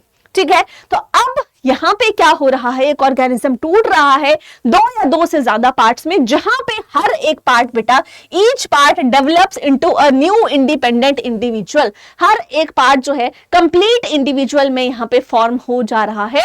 That is what, that is fragmentation. Clear हो गई फ्रेगमेंटेशन। अब तीसरी आती है रीजनरेशन, जहां पे बहुत सारे बच्चे कंफ्यूज होते हैं, मैम फ्रेगमेंटेशन और रीजनरेशन में क्या डिफरेंस है? बहुत ध्यान से सुनना इस टाइम, है ना, बहुत ध्यान से सुनना, पूरा डिटेल में समझाऊंगी कि क्या डिफरेंस है। और पहले तो खुद आइडेंटिफाई करने का ट्राई करो, है ना, थोड़ा सा अगर तुम्हारा ये चल रहा है तो फटाफट से आइडेंटिफाई करने की ट्राई करो क्या यहाँ पे डिफरेंस हो सकता है। रीजनरेशन, री मतलब बेटा अगेन, री का क्या मतलब हुआ, अगेन, दोबारा से जनरेट कर लेना खुद को, दैट इज रीजनरेशन। क्या तुम कर सकते हो? नहीं कर सकते। हमारी बॉडी में क्या कोई ऐसा ऑर्गन है जो कि रीजनरेशन कर पाता है? बिल्कुल है, दैट इज लिवर, है ना, liver and human lungs also to some extent. ठीक है, अब रीजनरेशन बायोलॉजी में क्या है, एक प्रोसेस है जहां पे एक ऑर्गेनिज्म जो भी उसके बेसिकली क्या है, डैमेज्ड पार्ट्स हैं या लॉस्ट बॉडी पार्ट है, उनको या तो रिप्लेस कर लेता है या तो रिस्टोर कर लेता है। ठीक है, उस प्रोसेस को हम बोलते हैं रीजनरेशन। अब देखो कैसे, है ना, बहुत ध्यान से समझना कैसे। ये छिपकली है, छिपकली को तुम पकड़ने आए, तुम्हारे हाथ में इसकी पूंछी आई, इसने क्या किया, पूंछ यहां से टेल ऑफ कर दी, ठीक है, दे दी, ले रखो तुम पूंछ अपनी, और ये भाग गई। अब ये भाग गई, इसको पता था कि भाई मेरे में पावर है, शक्तियां हैं, किस चीज की, रीजनरेशन की, मैं तो दोबारा से रीजनरेट कर ही लूंगी, मुझे क्या नीड है भाई तुम्हारी टेल की, रखो, मेरी जान बची तो लाखों पाए, है ना। तो अब इसने क्या किया बेटा, लॉस्ट टेल यहाँ पे हो गई, और इस प्रोसेस को हम क्या बोलते हैं, दैट इज ऑटोटोमी। ठीक है, दैट इज ऑटोटोमी, जहां पे इसकी टेल जो है वो अलग होगी। ना उसके पास एबिलिटी है रीजनरेशन की, ये क्या करेगी, यहाँ पे इस टेल को रीजनरेट करना स्टार्ट कर देगी, लेकिन इसका कलर जो है वो आपका डार्कर होता है। शायद कभी आपने ऑब्जर्व किया होगा, नहीं किया होगा आप करना। अब इसमें क्या है कि भाई ये डैमेज्ड पार्ट था, इसका डैमेज्ड नहीं था, लॉस्ट था। ठीक है, इसने अपना एक बॉडी पार्ट जो खो दिया था, है ना, लॉस्ट पार्ट था, उसको क्या कर लिया, उसको इसने फिर से दोबारा से रीजनरेट कर लिया। तो अब फ्रेगमेंटेशन में क्या था, एक टुकड़ा था जो कि टूटा हुआ था, फ्रेगमेंट था, वो कंप्लीट एक ऑर्गेनिज्म बना रहा था। लेकिन यहां पे ऐसा नहीं हो रहा है। यहां पे अगर कोई ऑर्गेनिज्म है, उसका कोई एक बॉडी पार्ट जो है वो आपका टूट जा रहा है, या आपका डैमेज हो जा रहा है, या लॉस्ट हो जा रहा है, तो वहां पे सिर्फ और सिर्फ उसी बॉडी पार्ट को रिकवर किया जाता है, ना कि कंप्लीट ऑर्गेनिज्म को। जैसे कि यहाँ पे देखो, इसको मैंने यहाँ पे 3, लेट सपोज ये 3 हिस्सों में टूट गया है ना, तो एक हिस्सा है, इसने पूरा नहीं बनाया, इसके पास सर था, इसने सिर्फ लोअर बॉडी बनाई। इसके बाद बीच वाला था, इसने सिर्फ ऊपर वाला और थोड़ा सा लोअर वाला बनाया। इसके बाद नीचे वाला था, इसने सिर्फ ऊपर वाला बनाया, अपर पोर्शन बनाया। सिर्फ और सिर्फ लॉस्ट या तो डैमेज्ड पार्ट जो है उसी को रिकवर किया जाता है, कंप्लीट ऑर्गेनिज्म को नहीं। That is the difference between fragmentation and regeneration. Clear होगी बात बेटा यहां तक? चलिए नेक्स्ट है बडिंग। बहुत इजी है सारे के सारे और तुम्हें माइंड में फीड हो जाने चाहिए। दूसरा, अपनी एनसीईआरटी को खोल लो ताकि तुम्हें पता रहे कहां कहां सारी चीजें आपकी दी गई हैं। नाउ बडिंग क्या है? एसेक्सुअल रिप्रोडक्शन का ही टाइप है, जहां पे ऑर्गेनिज्म क्या कर रहा है, एक पेरेंट है, पेरेंट पे छोटा सा बड जो है यहाँ पे लगेगा, वो बड बेटा यहाँ पे ग्रो होगा और फिर वो बड जो है इतना बड़ा बन जाएगा कि ये बोलेगा मैं अकेला ऑर्गेनिज्म जो है बना सकता हूं। तो बडिंग एक सेक्सुअल रिप्रोडक्शन का टाइप है, जहां पे एक नया ऑर्गेनिज्म डेवलप होता है, बनता है। कहां से बेटा? आउट ग्रोथ या बड हम उसको बोलते हैं। आउट ग्रोथ है या बड है, कहां पे है? पेरेंट ऑर्गेनिज्म पे ही है, ठीक है। तो उसको हम बोलते हैं बडिंग, है ना, कि एक पेरेंट ऑर्गेनिज्म है, उस पे एक आउट ग्रोथ हुई या तो बड निकला, वहीं से क्या हो गया आपका एक नया ऑर्गेनिज्म। फिर वो बड जो है खुद को डिटैच कर लेता है पेरेंट से और कंप्लीटली नया ऑर्गेनिज्म जो है उसकी फॉर्मेशन कर देता है। चलिए नेक्स्ट इज वेजिटेटिव प्रोपगेशन। ये आपका क्या है? बेसिकली एक होता है जो आपके एसेक्सुअल रिप्रोडक्शन में नेचुरल मेथड्स है, और वेजिटेटिव जो है ना वो आपका नेचुरल नहीं है, क्योंकि हम लोग इस मेथड को यूज करते हैं प्लांट्स की जनरेशन के लिए, ठीक है। या तो बेसिकली ऑर्गेनिजम्स जो हैं उनकी जनरेशन के लिए हम इस मेथड को यूज करते हैं। तो है एसेक्सुअल ही, कोई गैमेट्स की फॉर्मेशन नहीं हो रही, कुछ नहीं हो रहा। इसमें हम क्या कर रहे हैं, कोई प्लांट्स हैं, है ना, तो उसकी रूट्स ले ली, स्टेम ले ली, लीव्स ले ली, है ना, तो उनको हम क्या कर सकते हैं, ये नेचुरली भी हो रहा है। वेजिटेटिव जो प्रोपगेशन है वो आपका कुछ नेचुरल भी होता है ना, और कुछ जो है वो हम लोग भी करते हैं, वो मैं बताऊंगी कैसे।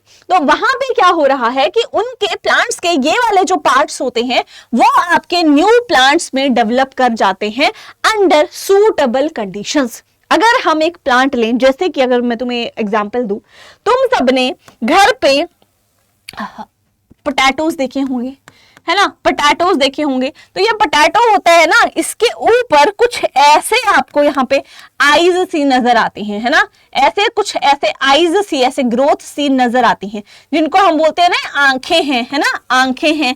तो ये जो पोटैटो आईज हैं, आईज वैसे होती है, इनको हम ट्यूबर्स बोलते हैं।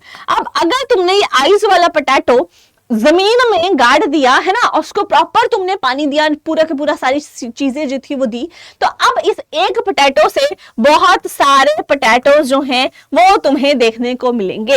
हो क्या रहा है, रिप्रोडक्शन, लेकिन खुद से नहीं हुई, तुमने करवाई। दैट इज वाई इस मोड को हम क्या बोलते हैं, वेजिटेटिव प्रोपगेशन। क्या बोला जाता है बेटा, that is vegetative propagation. Advantages क्या है कि भाई यहाँ पे जो सीड से प्लांट्स उगेंगे उससे जल्दी यहाँ पे फ्लावर्स एंड फ्रूट्स लग जाते हैं। दूसरा, अगर कोई ऐसा फ्लावर है ना, अगर कोई ऐसा फ्लावर है जो कि सीड्स नहीं बना सकता, जो कि सीड्स की फॉर्मेशन नहीं कर सकता, जैसे कि बनाना है, तो क्या उसकी स्पीशीज खत्म हो जाएंगी? नहीं, वेजिटेटिवली हम प्रोपगेट कराएंगे, बहुत सारे बनानास जो हैं वो हम बना देंगे। दूसरा, कि जितने भी नए प्लांट्स हैं वो जेनेटिकली आइडेंटिकल होते हैं पेरेंट के, तो जितने भी हमारे ट्रेड्स हैं कि भाई हमें यही ट्रेड चाहिए, उसमें कोई भी ऑल्टरेशन नहीं होनी चाहिए, वो रिकवर हो जाते हैं और आपकी ऑफस्प्रिंग में सेम वही ट्रेड जो है वो देखने को मिल जाते हैं। दैट इज बेटा वेजिटेटिव प्रोपगेशन, ठीक है। यहाँ पे देखिए वेजिटेटिव प्रोपगेशन डिफरेंट उसमें दी गई है, जैसे कि देखो स्वीट पोटैटो में रूट्स के थ्रू होती है ना, ये स्वीट पोटैटो की बात की गई है। यहाँ पे देखिए ओल्ड रूट है, न्यू रूट है, यहाँ से न्यू प्लांट जो है आपका डेवलप हो गया। ब्रायोफाइलम, वेरी इंपॉर्टेंट, ब्रायोफाइलम में देखो लीव्स है ना, लीव्स में बड्स होते हैं और यहाँ से फिर आपके नए प्लांट्स जो है वो आपके ग्रो करते हैं।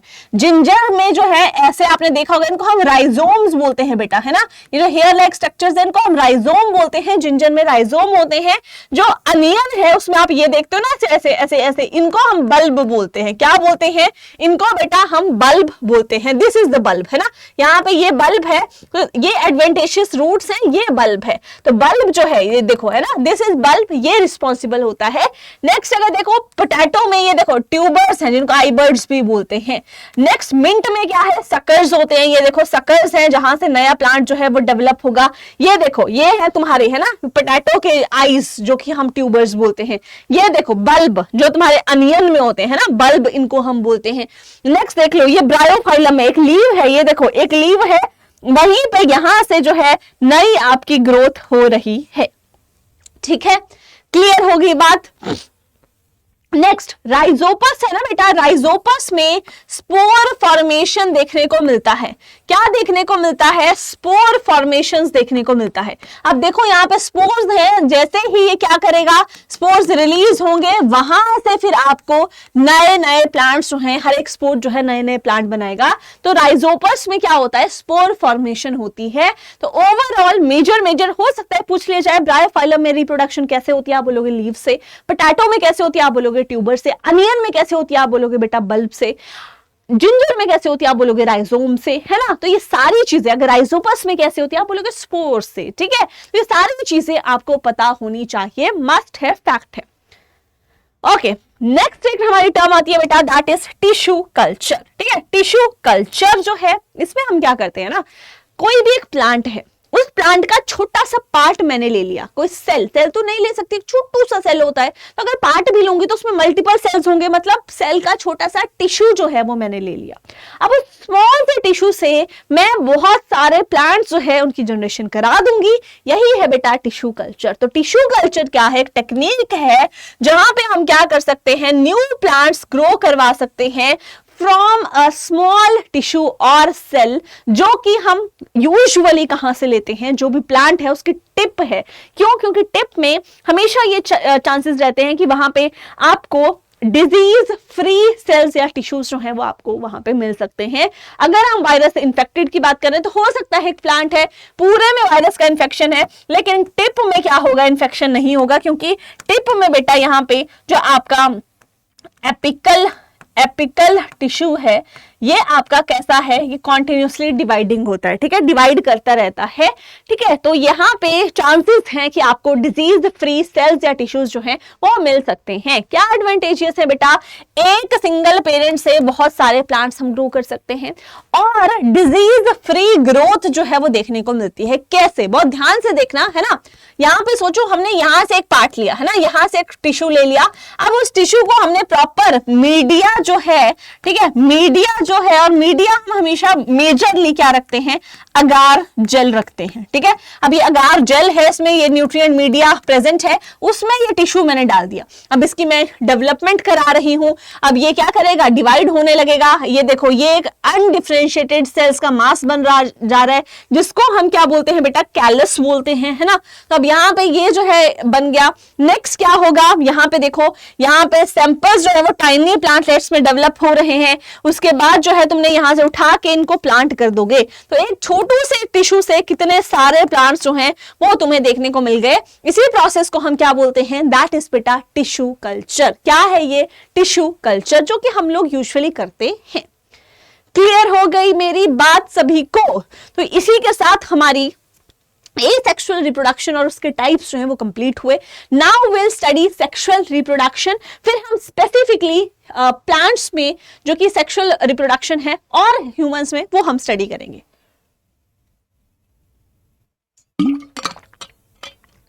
ठीक है, चलिए।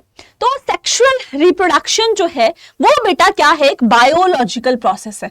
कौन सी प्रोसेस है? बायोलॉजिकल प्रोसेस है, जहां पे क्या हो रहा है, एक तो ये गैमीट्स हैं, गैमीट्स की बेटा फॉर्मेशन हो रही है, गैमीट्स की बेटा फॉर्मेशन हो रही है, साथ में इन गैमीट्स का क्या हो रहा है बेटा? फ्यूजन भी हो रहा है। क्या हो रहा है? फ्यूजन भी हो रहा है। गैमीट्स की फॉर्मेशन को हम क्या बोलते हैं बेटा? That is gametogenesis. क्या बोलते हैं? गैमीटोजेनेसिस। और फ्यूजन को हम क्या बोलते हैं? That is fertilisation. तो ये दो टर्म्स आप पढ़ते हो इस पूरी प्रोसेस में। वन इज बेटा गैमीटोजेनेसिस, जहां पे फॉर्मेशन हो रही है गैमीट्स की, एंड फिर उनका फ्यूजन होगा, तब जाके क्या बनता है? जाइगोट बनता है, जो कि ऑफस्प्रिंग में डेवलप होता है, एम्ब्रियो में डेवलप होता है। तो ये है सेक्सुअल रिप्रोडक्शन। यहाँ पे देख सकते हो ये एग है और यहाँ पे ये स्पर्म्स आ रहे हैं। जो सबसे पहले पहुंचेगा वो फ्यूज करेगा, है ना, जैसे ये पहुंच चुका है, ये फ्यूज करेगा और फिर जाइगोट बनेगा और वहां पे क्या है? पूरी सेक्सुअल रिप्रोडक्शन की प्रोसेस हो चुकी है। नाउ फिर होगी आपकी एम्ब्रियो की डेवलपमेंट। ठीक है, तो ये पूरी प्रोसेस आपकी रहती है, जो कि मेजॉरिटी ऑफ तुम सबको पता भी होगी, है ना, क्योंकि ये इतना इंटरेस्टिंग चैप्टर है, तुम्हें ऑलरेडी सारी चीजें पता होती हैं, तो मैम पढ़ना क्यों है ना, हमने तो ऑलरेडी पढ़ा हुआ है। तुम में से बहुत सारे लोगों का यही हाल होगा कि आता है ना, ये तो तुम बिना पढ़ाए भी टीचर के पढ़ लेते हो, तो बट थोड़ी चीजें हैं जो कि जान लो, है ना, एक्स्ट्रा इंफॉर्मेशन है, जान लो। क्यों सेक्सुअल रिप्रोडक्शन एडवांटेजियस है? क्यों एडवांटेजियस है? क्योंकि बेटा जब जो है सेल कॉपी कर रहा होता है खुद को, है ना, जब जो है क्या हो रहा होता है? सेल डिवाइड कर रहा होता है बेसिकली, है ना, नए सेल्स बनाने के लिए, तो डीएनए की कॉपिंग होती है। सेम वही प्रोसेस जो कि हमने पढ़ी थी, है ना, कि डीएनए की कॉपिंग होती है। जब डीएनए की कॉपिंग होती है तो वो प्रॉपर्ली एक्यूरेट प्रोसेस नहीं है, कुछ ना कुछ वहां पे वेरिएशंस आती हैं। उन वेरिएशंस की वजह से बेटा म्यूटेशंस आती हैं। एंड अगर हम बात करें कि म्यूटेशंस आ रही हैं, अगर, है ना, अगर म्यूटेशंस आ रही हैं तो म्यूटेशन से होता क्या है? ठीक है, अगर हम बात करें कि म्यूटेशंस अगर आपकी आ रही हैं तो म्यूटेशन से बेटा होता क्या है? Just give me a moment. ठीक है, ओके ओके, चलिए, तो क्या हुआ बेटा? यहां पे देखो समराइज जो है वो मैं तुम्हारा यहां पे करती हूं, है ना। यहां पे देखो ये है बेटा डीएनए कॉपिंग। डीएनए कॉपिंग से क्या होगा बेटा? डीएनए कॉपिंग से वेरिएशंस आएंगी। वेरिएशंस जब आती है बेटा, वेरिएशन से क्या होता है? वेरिएशन से बेटा म्यूटेशंस आएंगी। ठीक है, और म्यूटेशन से क्या होता है बेटा? एवोल्यूशन। क्या होता है बेटा? एवोल्यूशन। तो एंड में यहां तक पहुंचना है, तो ये सारी की सारी चीजें आपकी जस्टिफाइड है कि ये जो सारी की सारी मिस्टेक्स है जो कि सेल बना रहा है, that is important and beneficial, क्योंकि इन्हीं की वजह से क्या हो रहा है? यहां पे एवोल्यूशन आपका हो रहा है। क्लियर होगी बात? तो सेक्सुअल रिप्रोडक्शन क्यों इंपॉर्टेंट है। दूसरी बात है बेटा क्रोमोसोम नंबर प्रॉब्लम, जो कि हमने अभी बात ही नहीं करी। देखो यहां पे देखना, बहुत ध्यान से देखना। That is parent 1, that is बेटा पेरेंट 1 एंड दैट इज बेटा पेरेंट 2। मैं ह्यूमन बीइंग्स की बात कर रही हूं। अब यहां पे देखो दैट इज बेटा मम्मा एंड दैट इज बेटा पापा। ठीक है, मम्मा पापा में कितनी क्रोमोसोम्स है बेटा? जल्दी बताओ, मम्मा में कितनी क्रोमोसोम्स हैं? 46 क्रोमोसोम्स नंबर पूछ रही हूं मैं। ठीक है, क्रोमोसोम नंबर जो है बेटा कितनी है? 46। पापा में कितनी है बेटा? 46 है। ठीक है, अब मम्मा ने और पापा ने तुम्हें क्रोमोसोम्स दी, है ना। अल्टीमेटली क्रोमोसोम्स की फॉर्म में ही डीएनए आपका ट्रांसफर होता है। डीएनए यहां से, ये क्रोमोसोम है ना, ये क्रोमोसोम है, इसमें यहाँ पे डीएनए है। तो पेरेंट्स ने क्या किया? रिप्रोडक्शन के टाइम क्रोमोसोम निकाली पहले, तो क्रोमोसोम से डीएनए किया और फिर तुम्हें दे दिया, है ना। ऐसा तो नहीं होता, तो वो कंप्लीट क्रोमोसोम ही दे देते हैं, है ना, ताकि उसके अंदर जो डीएनए है वो भी चला जाए। तो अब इनके पास ठहरी 46, इनके पास भी ठहरी 46, तो 46 प्लस 46 कितनी हो गई तुम्हारे पास बेटा? कितनी हो गई? करना काउंट। ठीक है, ये हो गई तुम्हारी 6 6 12, 4 4 8 9 92, है ना, 92। तो अगर 46 क्रोमोसोम्स, ये है नॉर्मल, ठीक है, ये है नॉर्मल, ये भी है नॉर्मल।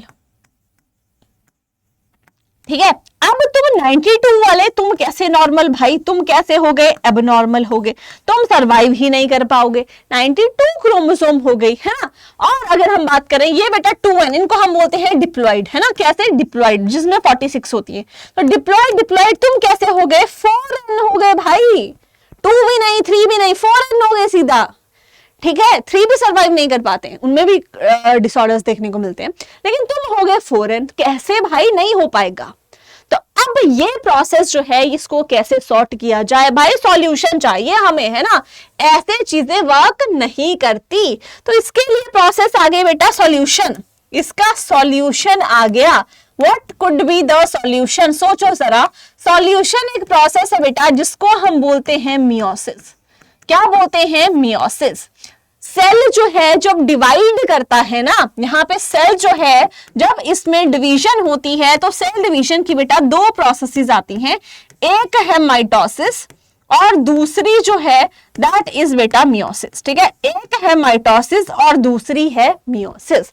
अब बेटा अगर हम माइटोसिस की बात करेंगे तो जब सेल माइटोसिस से डिवाइड करता है, लेट्स सपोज ये एक सेल है जिसके पास 46 क्रोमोसोम्स हैं, तो वो क्या करता है, जब वो यहाँ पे डिवाइड करेगा तो ये 46 की कॉपी बना लेता है, यहाँ पे 92 बना लेता है बीच में, फिर 46 इसको दे देगा, 46 इसको दे देगा, बोलेगा कि भाई मैं जो है पार्शियलिटी नहीं करता, 2n 2n हो गया। लेकिन बेटा मियोसिस ऐसी नहीं है, मियोसिस बोलता है कि ये हूं मैं सेल, मेरे पास है 46, मैं हूं 2n, लेकिन जब मैं टूटूंगा दूंगा इक्वली, अन्याय मैं नहीं करता, लेकिन मैंने 23 तुझे दे दी n और 23 तुझे दे दी, दैट इज n। समझे या नहीं, ठीक है। तो बेटा मियोसिस कौन सी डिवीजन है, इसको हम बोलते हैं दैट इज रिडक्शनल डिवीजन। कौन सी डिवीजन है, रिडक्शनल है।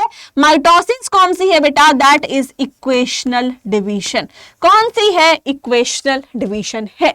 तो अब जो तुम्हारी गैमीट्स की फॉर्मेशन है ना बनने की, जो कि गैमीटोजेनेसिस है, गैमीटोजेनेसिस, जहां पे क्या हो रहा है, गैमीट्स बन रहे हैं, उस प्रोसेस में मियोसिस के थ्रू होता है कि जब भी गैमीट्स बने, है ना, तो वो जो भी लेट सपोज ये गैमीट्स है तो ये कैसे हो बेटा, NN 23 वाले ही हो, ताकि अगर ये जो मम्मा है और ये पापा है ना, तो यहाँ पे लेट सपोज ये मम्मा है और पापा है, तो मम्मा का गैमीट आएगा और पापा का गैमीट आएगा तभी तुम बनोगे। तो मम्मा का गैमीट भी 23 के साथ आएगा, पापा का गैमीट भी 23 के साथ आएगा और तुम 46 के साथ यहाँ पे नॉर्मल बन जाओगे।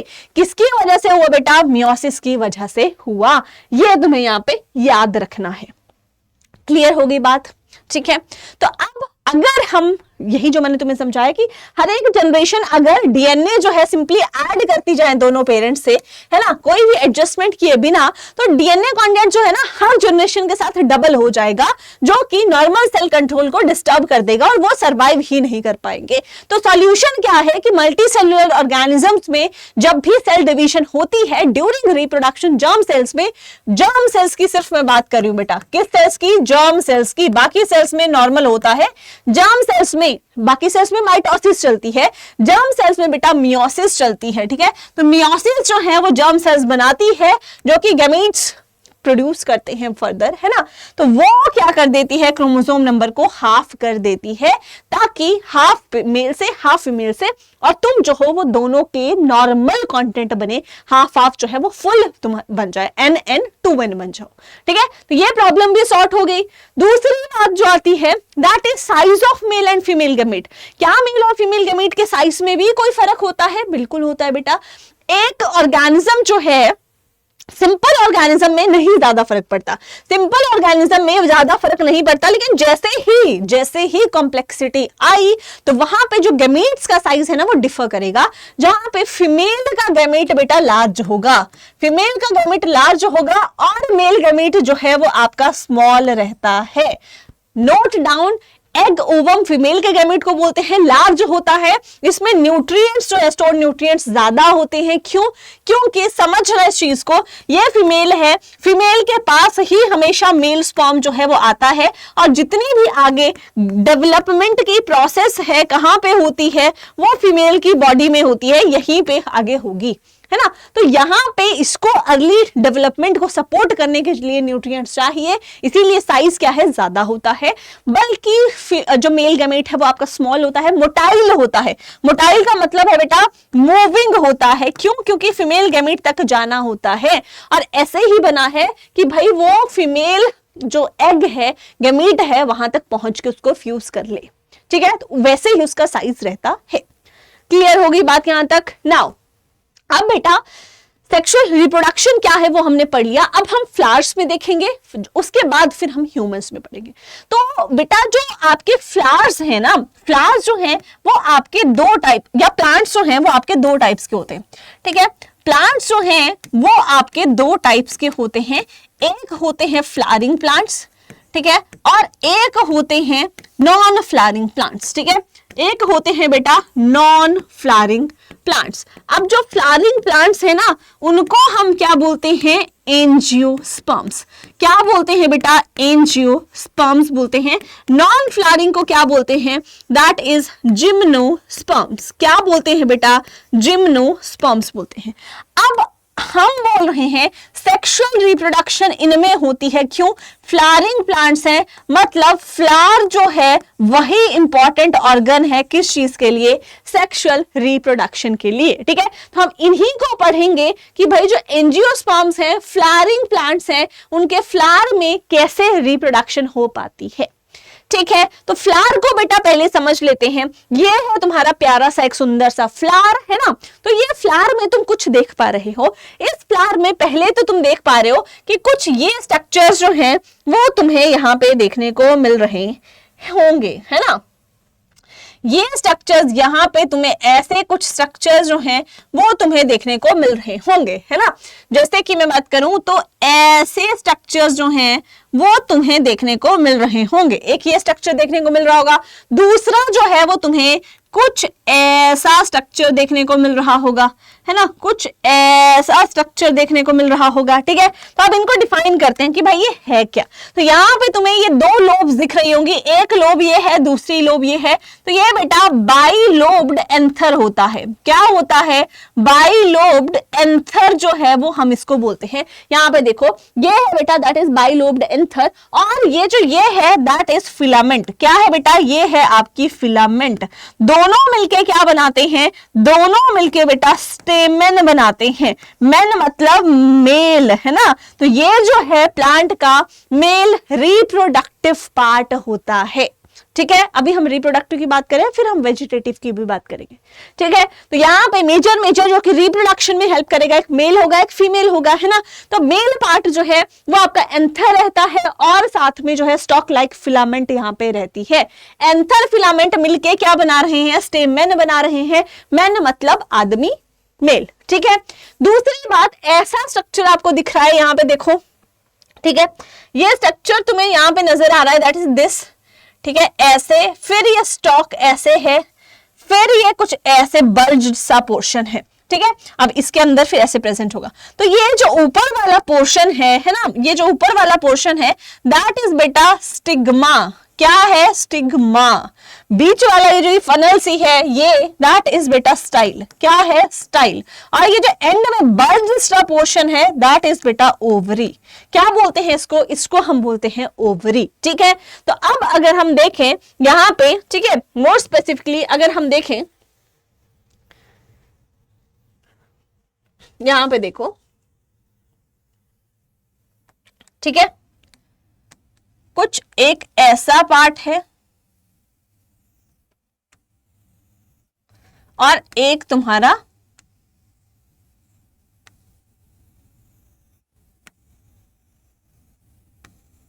ऐसा पार्ट है ना। तो अब इस पार्ट को मैंने क्या बोल दिया? इस पार्ट को मैंने बोला दैट इज एंथर। ये एंथर है और ये जो है ये फिलामेंट है। दोनों ने मिलकर क्या बनाया बेटा? दोनों ने मिलकर बनाया anther plus filament, that is stamen, है ना। स्टेमेन मतलब मेल। यहां पे ये पार्ट है दैट इज बेटा स्टिग्मा। मा मतलब female. This is style. Female stylish ना हो सकता है? बिल्कुल नहीं। दिस पार्ट इज बेटा ओवरी, है ना। इसके अंदर फिर ओव्यूल होगा, ओव्यूल ऐसे, है ना, कुछ ऐसे पार्ट होता है, इसको हम स्टडी करेंगे। तो this bulge portion is ovary. ये जो है ये दोनों बेटा आपका, this is the male part and this is the female part. अब ये तीनों मिलके क्या बनाते हैं? Stigma, style plus ovary, that is बेटा, that is you can say pistil या कार्पल। ठीक है, पिस्टिल या कार्पल भी बनाते हैं। दूसरी बात आ गई, ये तो हो गए ma'am vegetative part, reproductive part जो कि रिप्रोडक्शन में हेल्प करेंगे, लेकिन क्या फ्लावर में हमारी नजर इन्हीं पे सबसे पहले जाती है? आपने तो ये पढ़ा दिया। नहीं बेटा, हमारी नजर जाती है सुंदर से फ्लावर के कलर पे। तो ये जो कलरफुल तुम देख रहे हो, इनको बेटा क्या बोला जाता है? पेटल बोला जाता है। एक पेटल है, ग्रुप ऑफ पेटल्स को बेटा हम क्या बोलते हैं? That is Corolla. करोला मतलब पेटल्स का ग्रुप। उसके बाद मैम ये ग्रीन कलर का नीचे कुछ होता है ना, रोज तुम देते हो तो रोज तो सुंदर सा है, उसमें जो है पेटल्स होती हैं जिसको सब कंबाइन हम क्या बोल सकते हैं? करोला। लेकिन मैम नीचे ग्रीन कलर का भी होता है, जहाँ में कांटे कांटे भी होते हैं, उसको मैम हम क्या बोलते हैं? सेपल बोलते हैं मैम, जो कि ग्रीन कलर की होती है। पेटल जो है बेटा वो कलरफुल हो गई और ग्रीन कलर की सेपल हो गई, और सेपल के ग्रुप को क्या बोलते हैं मैम? हम कैलिक्स बोलते हैं। क्या बोलते हैं? कैलिक्स बोलते हैं। ना मैम नीचे हम ऊपर का फूल नहीं देते मैम, नीचे जो है हम बिल्कुल स्टिक के साथ देते हैं, उसको बेटा हम क्या बोलते हैं? रिसेप्टेकल बोलते हैं। क्या बोलते हैं? रिसेप्टेकल बोलते हैं। तो ये तीनों की तीनों चीजें जो हैं ये तुम्हारी वेजिटेटिव पार्ट में आती है। वेजिटेटिव मतलब जिसका रिप्रोडक्शन में कोई रोल नहीं है। रिप्रोडक्शन में रोल जो है वो मेल और फीमेल पार्ट का है, जो कि anther, filament, stigma, style, ovary यही रहता है। तो हम देखेंगे कि रिप्रोडक्शन इन दो पार्ट की वजह से हो कैसे सकती है इस फ्लावर में, क्या ऐसी प्रोसेसेस हैं। तो पहले तो टाइप्स ऑफ फ्लावर्स समझ लेते हैं, जिसपे बेटा तुम्हारा क्वेश्चन आता भी है कि कितने टाइप ऑफ फ्लावर्स जो हैं वो देखने को मिलते हैं। तो पहला हो गया यूनिसेक्सुअल फ्लावर्स। यूनि मतलब वन सेक्स, है ना, मतलब वन सेक्स, या तो मेल होंगे या तो फीमेल होंगे, दोनों नहीं होंगे कि भाई मेल और फीमेल एक में ही पाए जाए, नहीं। कौन से आते हैं उसमें? जैसे तुम्हारा पपाया हो गया, जैसे जो है वाटरमेलन हो गया। कैसे हैं? यूनिसेक्सुअल है, याद रखना। केस बेस्ड, कॉम्पिटेंसी बेस्ड, इन दो के नाम से ही ट्विस्ट करके आ जाता है। ठीक है, तो वाटरमेलन और पपाया कैसे हैं बेटा? यूनिसेक्सुअल है, मतलब एक प्लांट है, या तो उसमें मेल पार्ट होगा या तो फीमेल होगा, दोनों साथ में नहीं होंगे। बाईसेक्सुअल, बाई मतलब बेटा टू, है ना, तो बाई मतलब टू, जहां पे दोनों स्टेमन्स और पिस्टिल एक ही फ्लावर में होंगे, जिसमें आपका हिबिस्कस आता है, चाइना रोज भी इसको हम बोलते हैं, मस्टर्ड आती है ना, ये आपके मेजर एग्जांपल्स रहते हैं। तो यूनिसेक्सुअल और बाइसेक्सुअल फ्लावर्स क्या होते हैं, होपफुली तुम्हें समझ आ गया होगा। अब तुम्हें समझना है फर्टिलाइजेशन। ठीक है, अब सोचो कि ये प्लांट है, प्लांट में जो है बेटा यहां पे लेट सपोज एक प्लांट है, प्लांट 1, और यहां पे जो है वो प्लांट 2 है। प्लांट 1 है, प्लांट 2 है, इसके पास जो है वो मेल पार्ट है, इसके पास जो है वो फीमेल पार्ट है। ठीक है, यहां पे जो है फीमेल पार्ट है। उससे पहले बात आती है कि भाई मेल और फीमेल गैमीट क्या होता है ना। अब यहां पे देखो, ठीक है, यहां पे देखो प्लांट्स की मैं बात कर रही हूं। ठीक है, प्लांट्स में, ठीक है, प्लांट्स में कौन से प्लांट्स में बेटा? जो तुम्हारे फ्लावरिंग प्लांट्स हैं। ठीक है, फ्लावरिंग प्लांट्स में यहां पे मेल और फीमेल गैमीट की हम बात करते हैं। तो यहां पे मेल गैमीट है और यहां पे फीमेल गैमीट है। कहां पे बनते हैं ये बताओ पहले, कहां पे बनते हैं मेल एंड फीमेल गैमीट तुम्हारे? ठीक है, यहाँ पे देखो, बहुत ध्यान से देखना, ये जो हमारा प्लांट मेल गैमीट जो है, जो मेल रिप्रोडक्टिव पार्ट था ना, कुछ ऐसे है ना, जिसको मैंने इसको बोला था एंथर। क्या बोला था मैंने? एंथर बोला था। अब इस एंथर को मैंने लिया और इस एंथर को मैंने बेटा कट कर दिया ऐसे बीच से, है ना, ऐसे कट कर दिया। जैसे ही मैं इसको कट करूंगी तो मुझे कुछ ऐसा स्ट्रक्चर बेटा देखने को मिलने वाला है। ठीक है, ऐसा स्ट्रक्चर देखने को मिलेगा, कुछ ऐसा स्ट्रक्चर मुझे देखने को मिलने वाला है। ठीक है, जब मैं इसको कट करूंगी, है ना, तो मुझे कुछ ऐसा स्ट्रक्चर देखने को मिलेगा। अब ये जो है इनको हम बोलते हैं बेटा माइक्रोस्पोरेंजिया। क्या बोलते हैं? माइक्रोस्पोरेंजिया। अब ये तुम्हारे नॉलेज का नहीं है, बस समझ लो, ये माइक्रोस्पोरेंजिया जो है, इनमें बेटा क्या लगते हैं, बाद में मेल गैमीट की प्रोडक्शन होती है। 4 माइक्रोस्पोरेंजिया होते हैं एक एंथर में, है ना। और इनमें क्या लगते हैं बेटा, इनमें पॉलन सैक्स होते हैं, ठीक है। माइक्रोस्पोरेंजिया में बेटा पॉलन सैक्स होंगे और उन्हीं में जो है पॉलन ग्रेन्स आपके लगते हैं। क्या लगते हैं, पॉलन ग्रेन्स लगते हैं। और पॉलन ग्रेन्स क्या है बेटा, these are the male reproductive gamete. Male gamete जो है, मेल रिप्रोडक्टिव सेल जो है, these are the pollen grains. अब फीमेल की बात कर लेते हैं, है ना। अब फीमेल की बात कर लेते हैं, ठीक है। क्या है यहां पे, दिस इज द माइक्रोस्पोरेंजिया,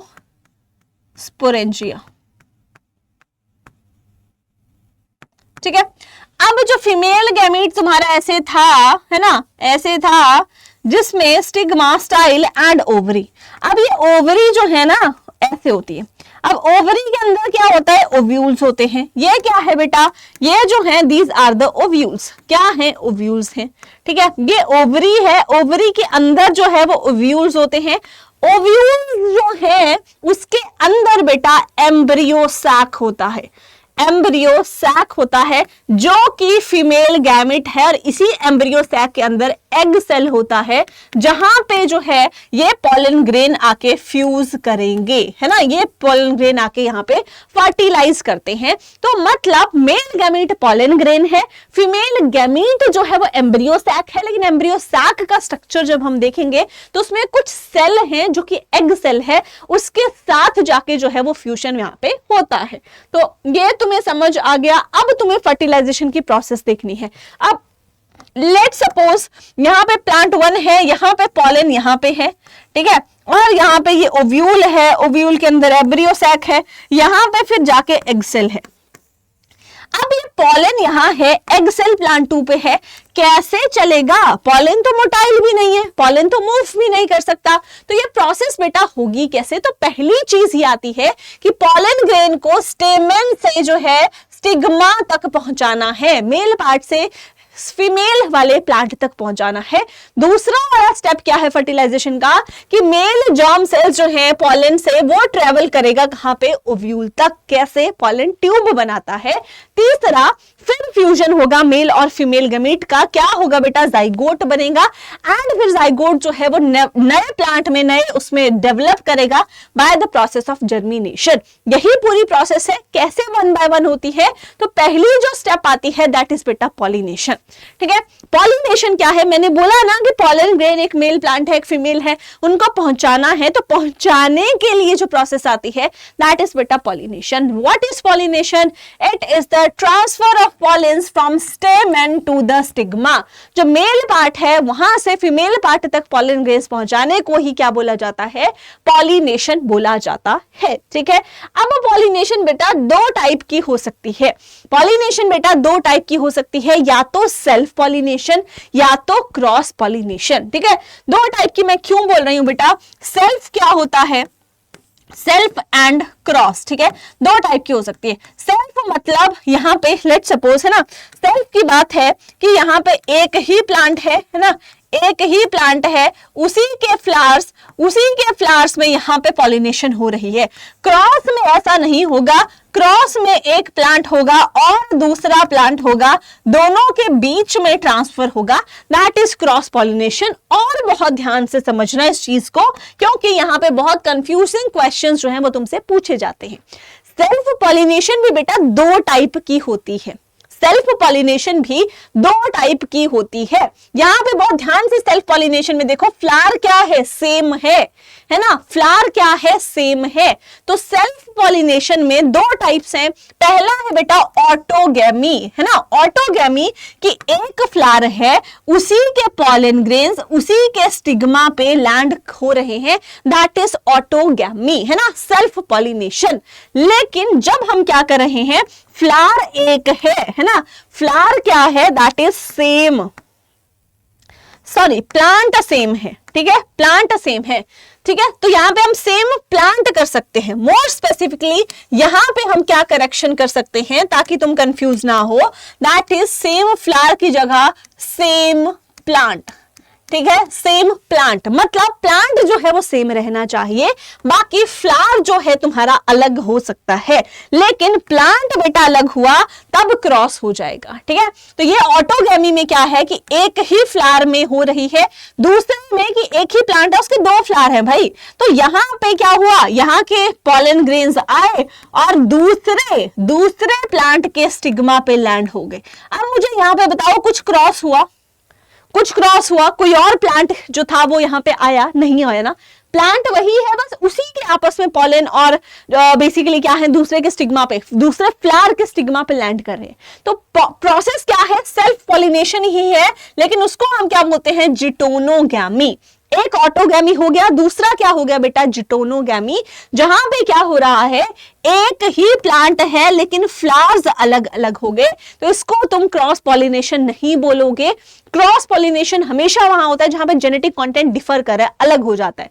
यहां पे एक ही प्लांट है, जब इनसे फर्दर ऑफस्प्रिंग बनेंगे उनका जेनेटिक कंटेंट जो है सेम रहेगा इसके एज इट इज। क्योंकि यहां पे प्लांट जो है सेम है, तो ये सेल्फ पॉलिनेशन के ही अंदर आएगा। नेक्स्ट बेटा, क्रॉस पॉलिनेशन कैसा होता है, क्रॉस पॉलिनेशन बेटा यहां पे जो है तुम्हारा प्लांट 1 प्लांट 2 अलग हो गए, यहां से क्या होगा, पॉलन जाएंगे और यहां पे लैंड करेंगे दूसरे के स्टिग्मा में, तो पॉलन जो है वो ट्रांसफर हो रहा है stigma of another flower of same species. Species अलग नहीं होनी चाहिए, ऐसा नहीं है कि अगर ये हिबिस्कस है तो किसी और पे फॉल कर गया, नहीं, एक्सेप्ट ही नहीं किया जाएगा, लेकिन फ्लावर्स जो है स्पीशीज सेम होगी, फ्लावर्स जो है वो आपके अलग करेंगे एंड प्लांट भी इसमें अलग होगा। तो यहां पे हम बोलेंगे डिफरेंट प्लांट है, ठीक है, डिफरेंट प्लांट है एंड डिफरेंट फ्लावर है, ठीक है, डिफरेंट प्लांट है एंड डिफरेंट जो है वो आपका फ्लावर रहेगा इन केस ऑफ क्रॉस। लेकिन सेल्फ में एक में तो आपका सेम प्लांट है, सेम फ्लावर है, और एक में same plant but different flower, वो भी सेल्फ में ही आता है। चलिए, और इसको क्या बोलते हैं, वेरी इंपॉर्टेंट, वो आपका ऑटोगैमी एंड जिटोनोगैमी था, या आपका जीनोगैमी रहता है।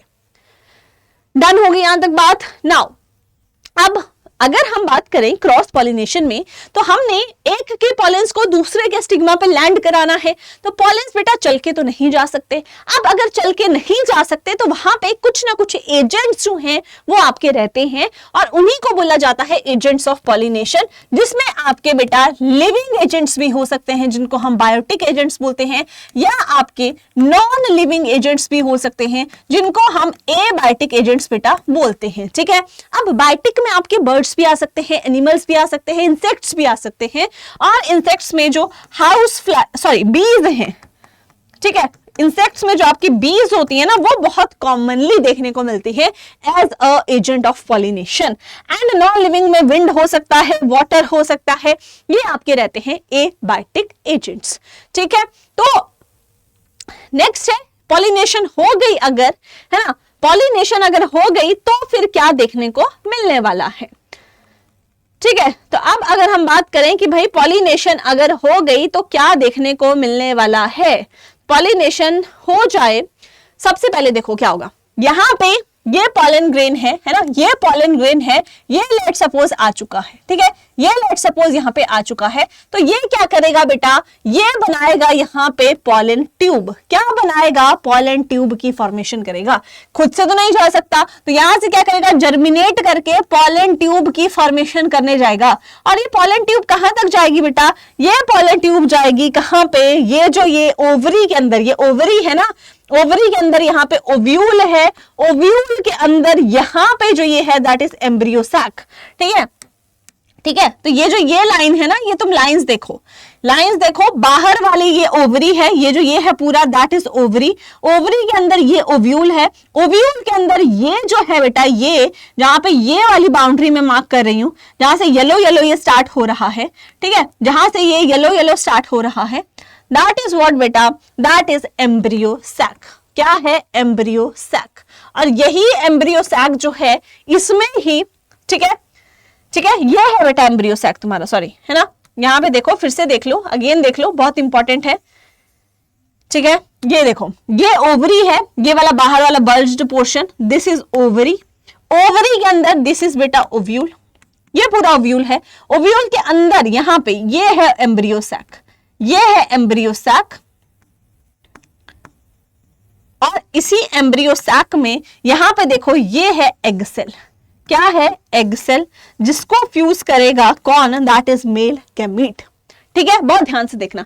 अब देखो क्या होगा, पॉलिनेशन हो गई, पॉलिनेशन हो गई, पॉलन ट्यूब जो है वो आपकी फॉर्म होगी, और पॉलन ट्यूब जो है वो आपकी जर्मिनेट करेगी, और कहां तक जाएगी? वो जाएगी आपकी एम्ब्रियो सैक तक, ओवरी तक, स्टिग्मा से चलेगी स्टाइल, देन ओवरी तक जाएगी, और ओवरी में जैसे ही जाएगी उसके बाद उस पॉलन ट्यूब में क्या होगा बेटा? इस पॉलन ट्यूब में यहाँ पे मेल गैमीट्स होंगे। क्या होंगे? मेल गैमीट्स होंगे। दो होते हैं यूजुअली, ठीक है, डबल फर्टिलाइजेशन होती है यहाँ पे, तो मेल गैमीट्स होंगे, उसके साथ ये आ रही है, और कहां को जाएगी? ये बेटा जाएगी एम्ब्रियो सैक में। अब एम्ब्रियो सैक का स्ट्रक्चर ये देखो, that is the structure of embryo sac. ये बेटा एम्ब्रियो सैक है ना? कहां पे है एम्ब्रियो सैक? एम्ब्रियो सैक बेटा ओवरी के अंदर, ओव्यूल के अंदर प्रेजेंट है। ठीक है, जैसे कि, ठीक है, जैसे कि बहुत ध्यान से देखना, ये तुम्हारी ओवरी है, ठीक है, ये जो है ये स्टिग्मा है, फिर स्टाइल रहता है, फिर यहाँ पे जो है ये ओवरी रहती है ना? अब यहाँ पे ओवरी में मैंने बोला कि ऐसे ओव्यूल होगा, ओव्यूल के अंदर यहाँ पे जो है वो एम्ब्रियो सैक होगा, फिर यहाँ पे जो है वो सेल्स होंगे आपके, है ना? यहाँ पे सेल्स होते हैं। तो अब ये जो ये पॉलन ट्यूब है ना, ये यहाँ पे पॉलन्स हैं, है ना? यहाँ से जर्मिनेट करेगी, यहाँ से ये ट्यूब जर्मिनेट करेगी, और जर्मिनेट करते हुए कहाँ जाएगी? ऐसे ऐसे ऐसे ऐसे, और यहाँ से एंटर करेगी। ठीक है, यहाँ से एंटर करेगी, अल्टीमेटली इस एग सेल के पास इसने जाना है। तो आप देखो कैसे ये पूरी प्रोसेस हो रही है। यहाँ पे ये जो ये एग सेल है, this is the egg cell, यहाँ पे आके फ्यूज होगा। तो ये पॉलन ट्यूब ऐसे आ रही है, ऐसे आ रही है बाहर से, ये एम्ब्रियो सैक है, बाहर से आ रही है, और यहां तक जाएगी। ठीक है, और फिर इस सेल को आके फ्यूज करेगी, फर्टिलाइज करेगी। ठीक है, अब मेल गैमीट जो है वो आपका पॉलन ट्यूब के साथ ट्रेवल कर रहा है, फिर फीमेल गैमीट जो कि कौन सा है आपका? दैट इज एम्ब्रियो सैक, लेकिन उसमें कौन सा है? दैट इज एग सेल, उसको फ्यूज करेगी। ठीक है, उसको फ्यूज करेगी, और जैसे ही फ्यूजन होता है तो रिजल्टेंट क्या बन जाता है बेटा? जाइगोट। क्या बनता है? That is pollen male gamete into egg cell that will give zygote। क्या बन गया? जाइगोट बन गया।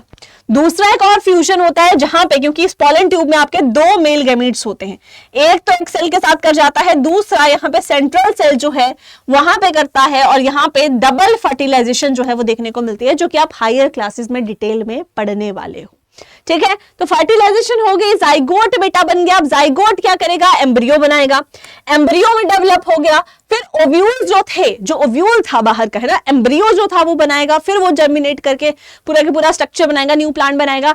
ओव्यूल जो है वो सीड बनाएंगे, ओवरी जो है वो फ्रूट बनाएगी, है ना, ओवरी जो थी बाहर वाला वो फ्रूट बनाएगी, और बाकी फ्लावर के पार्ट्स जो हैं वो आपके फेल ऑफ हो जाते हैं। ठीक है, तो दैट इज हाउ पूरी की पूरी रिप्रोडक्शन जो है उसकी प्रोसेस हो जाती है in case of flowers.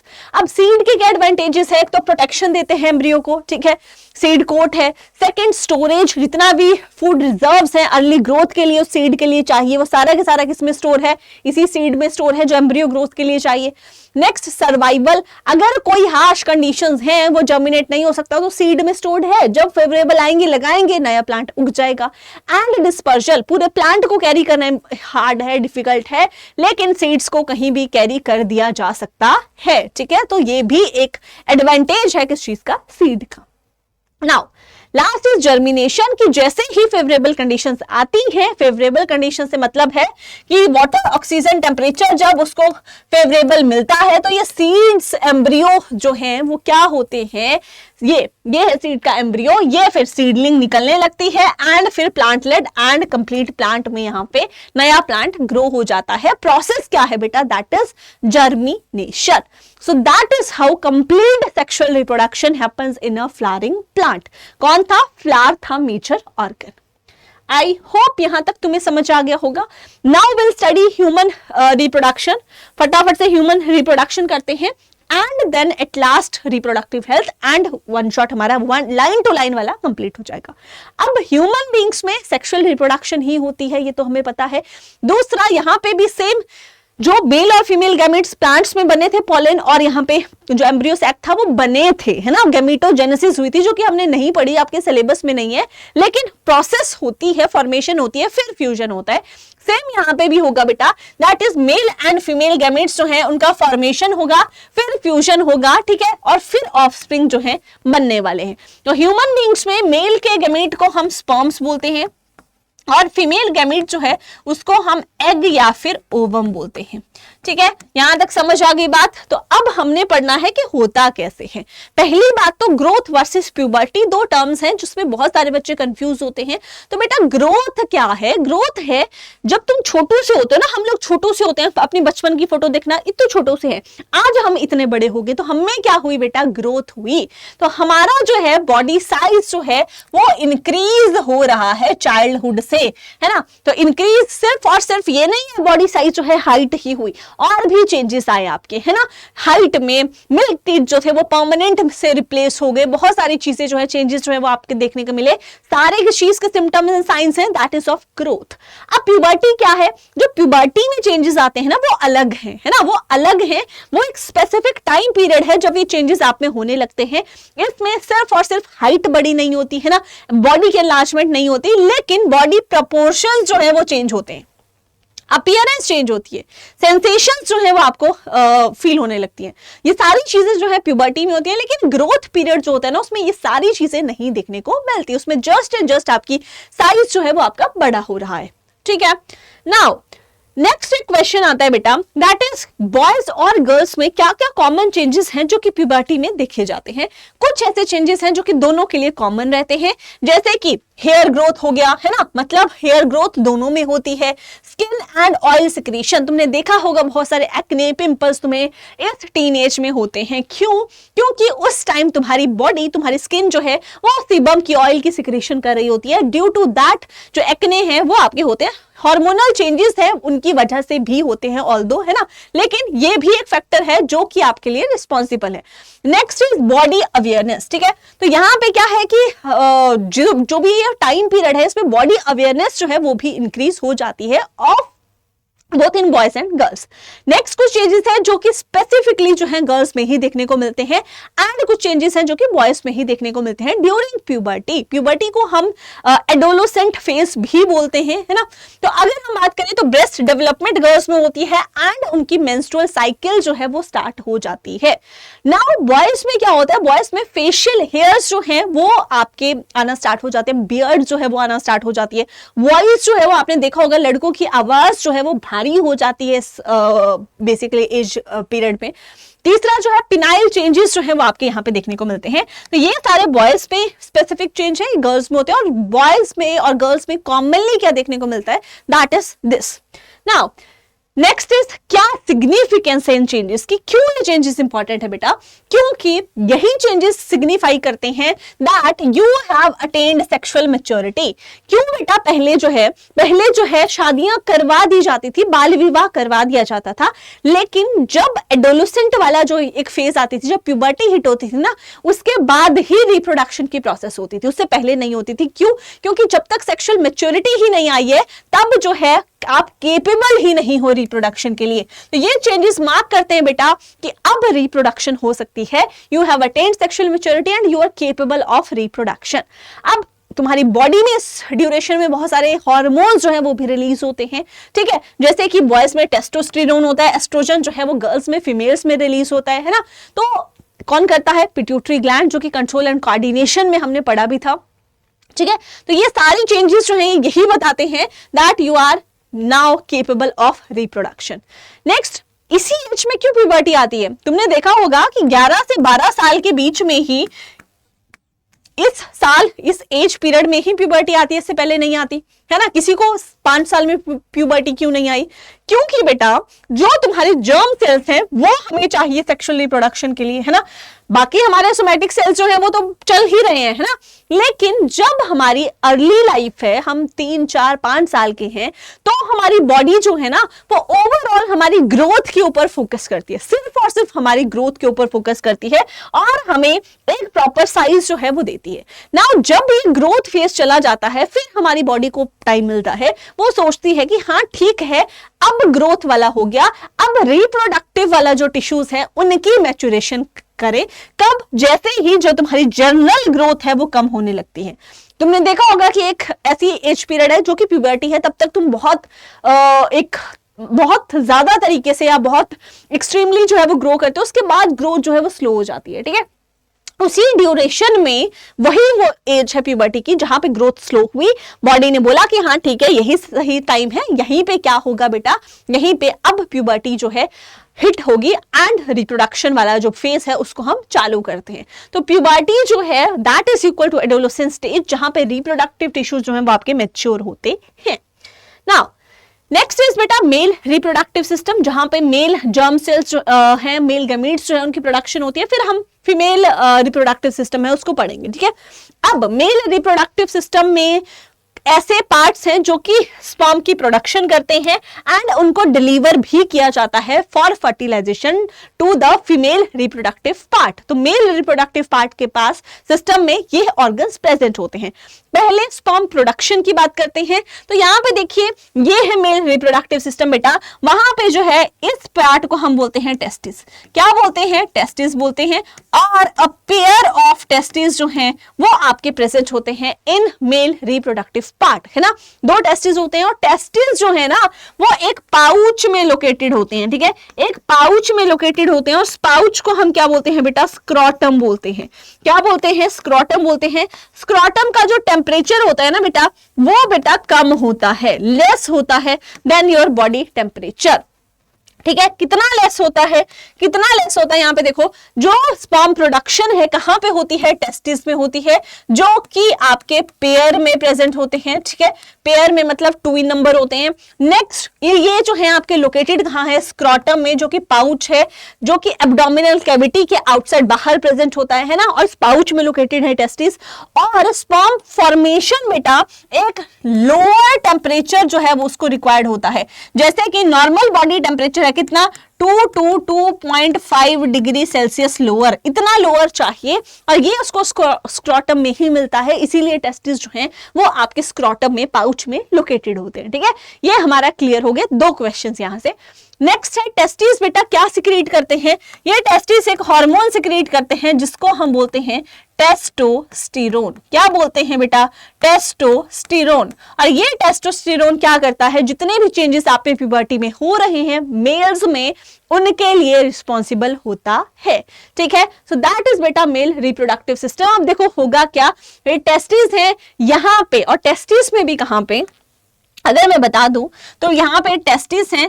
Testis में भी बेटा एक स्पेसिफिक स्ट्रक्चर है जिनको हम बोलते हैं सेमिनिफेरस ट्यूब्यूल्स। गलती से अगर कहीं पूछ ही लिया तुमसे, है ना, अदरवाइज पूछेंगे नहीं, आउट ऑफ द सिलेबस है, बट फिर भी सेमिनिफेरस ट्यूब्यूल्स में जो है वो आपकी स्पर्म प्रोडक्शन होती है, ठीक है। स्पर्म प्रोडक्शन जो है वो आपकी यहाँ पे होती है। प्रोसेस क्या है? स्पर्मेटोजेनेसिस।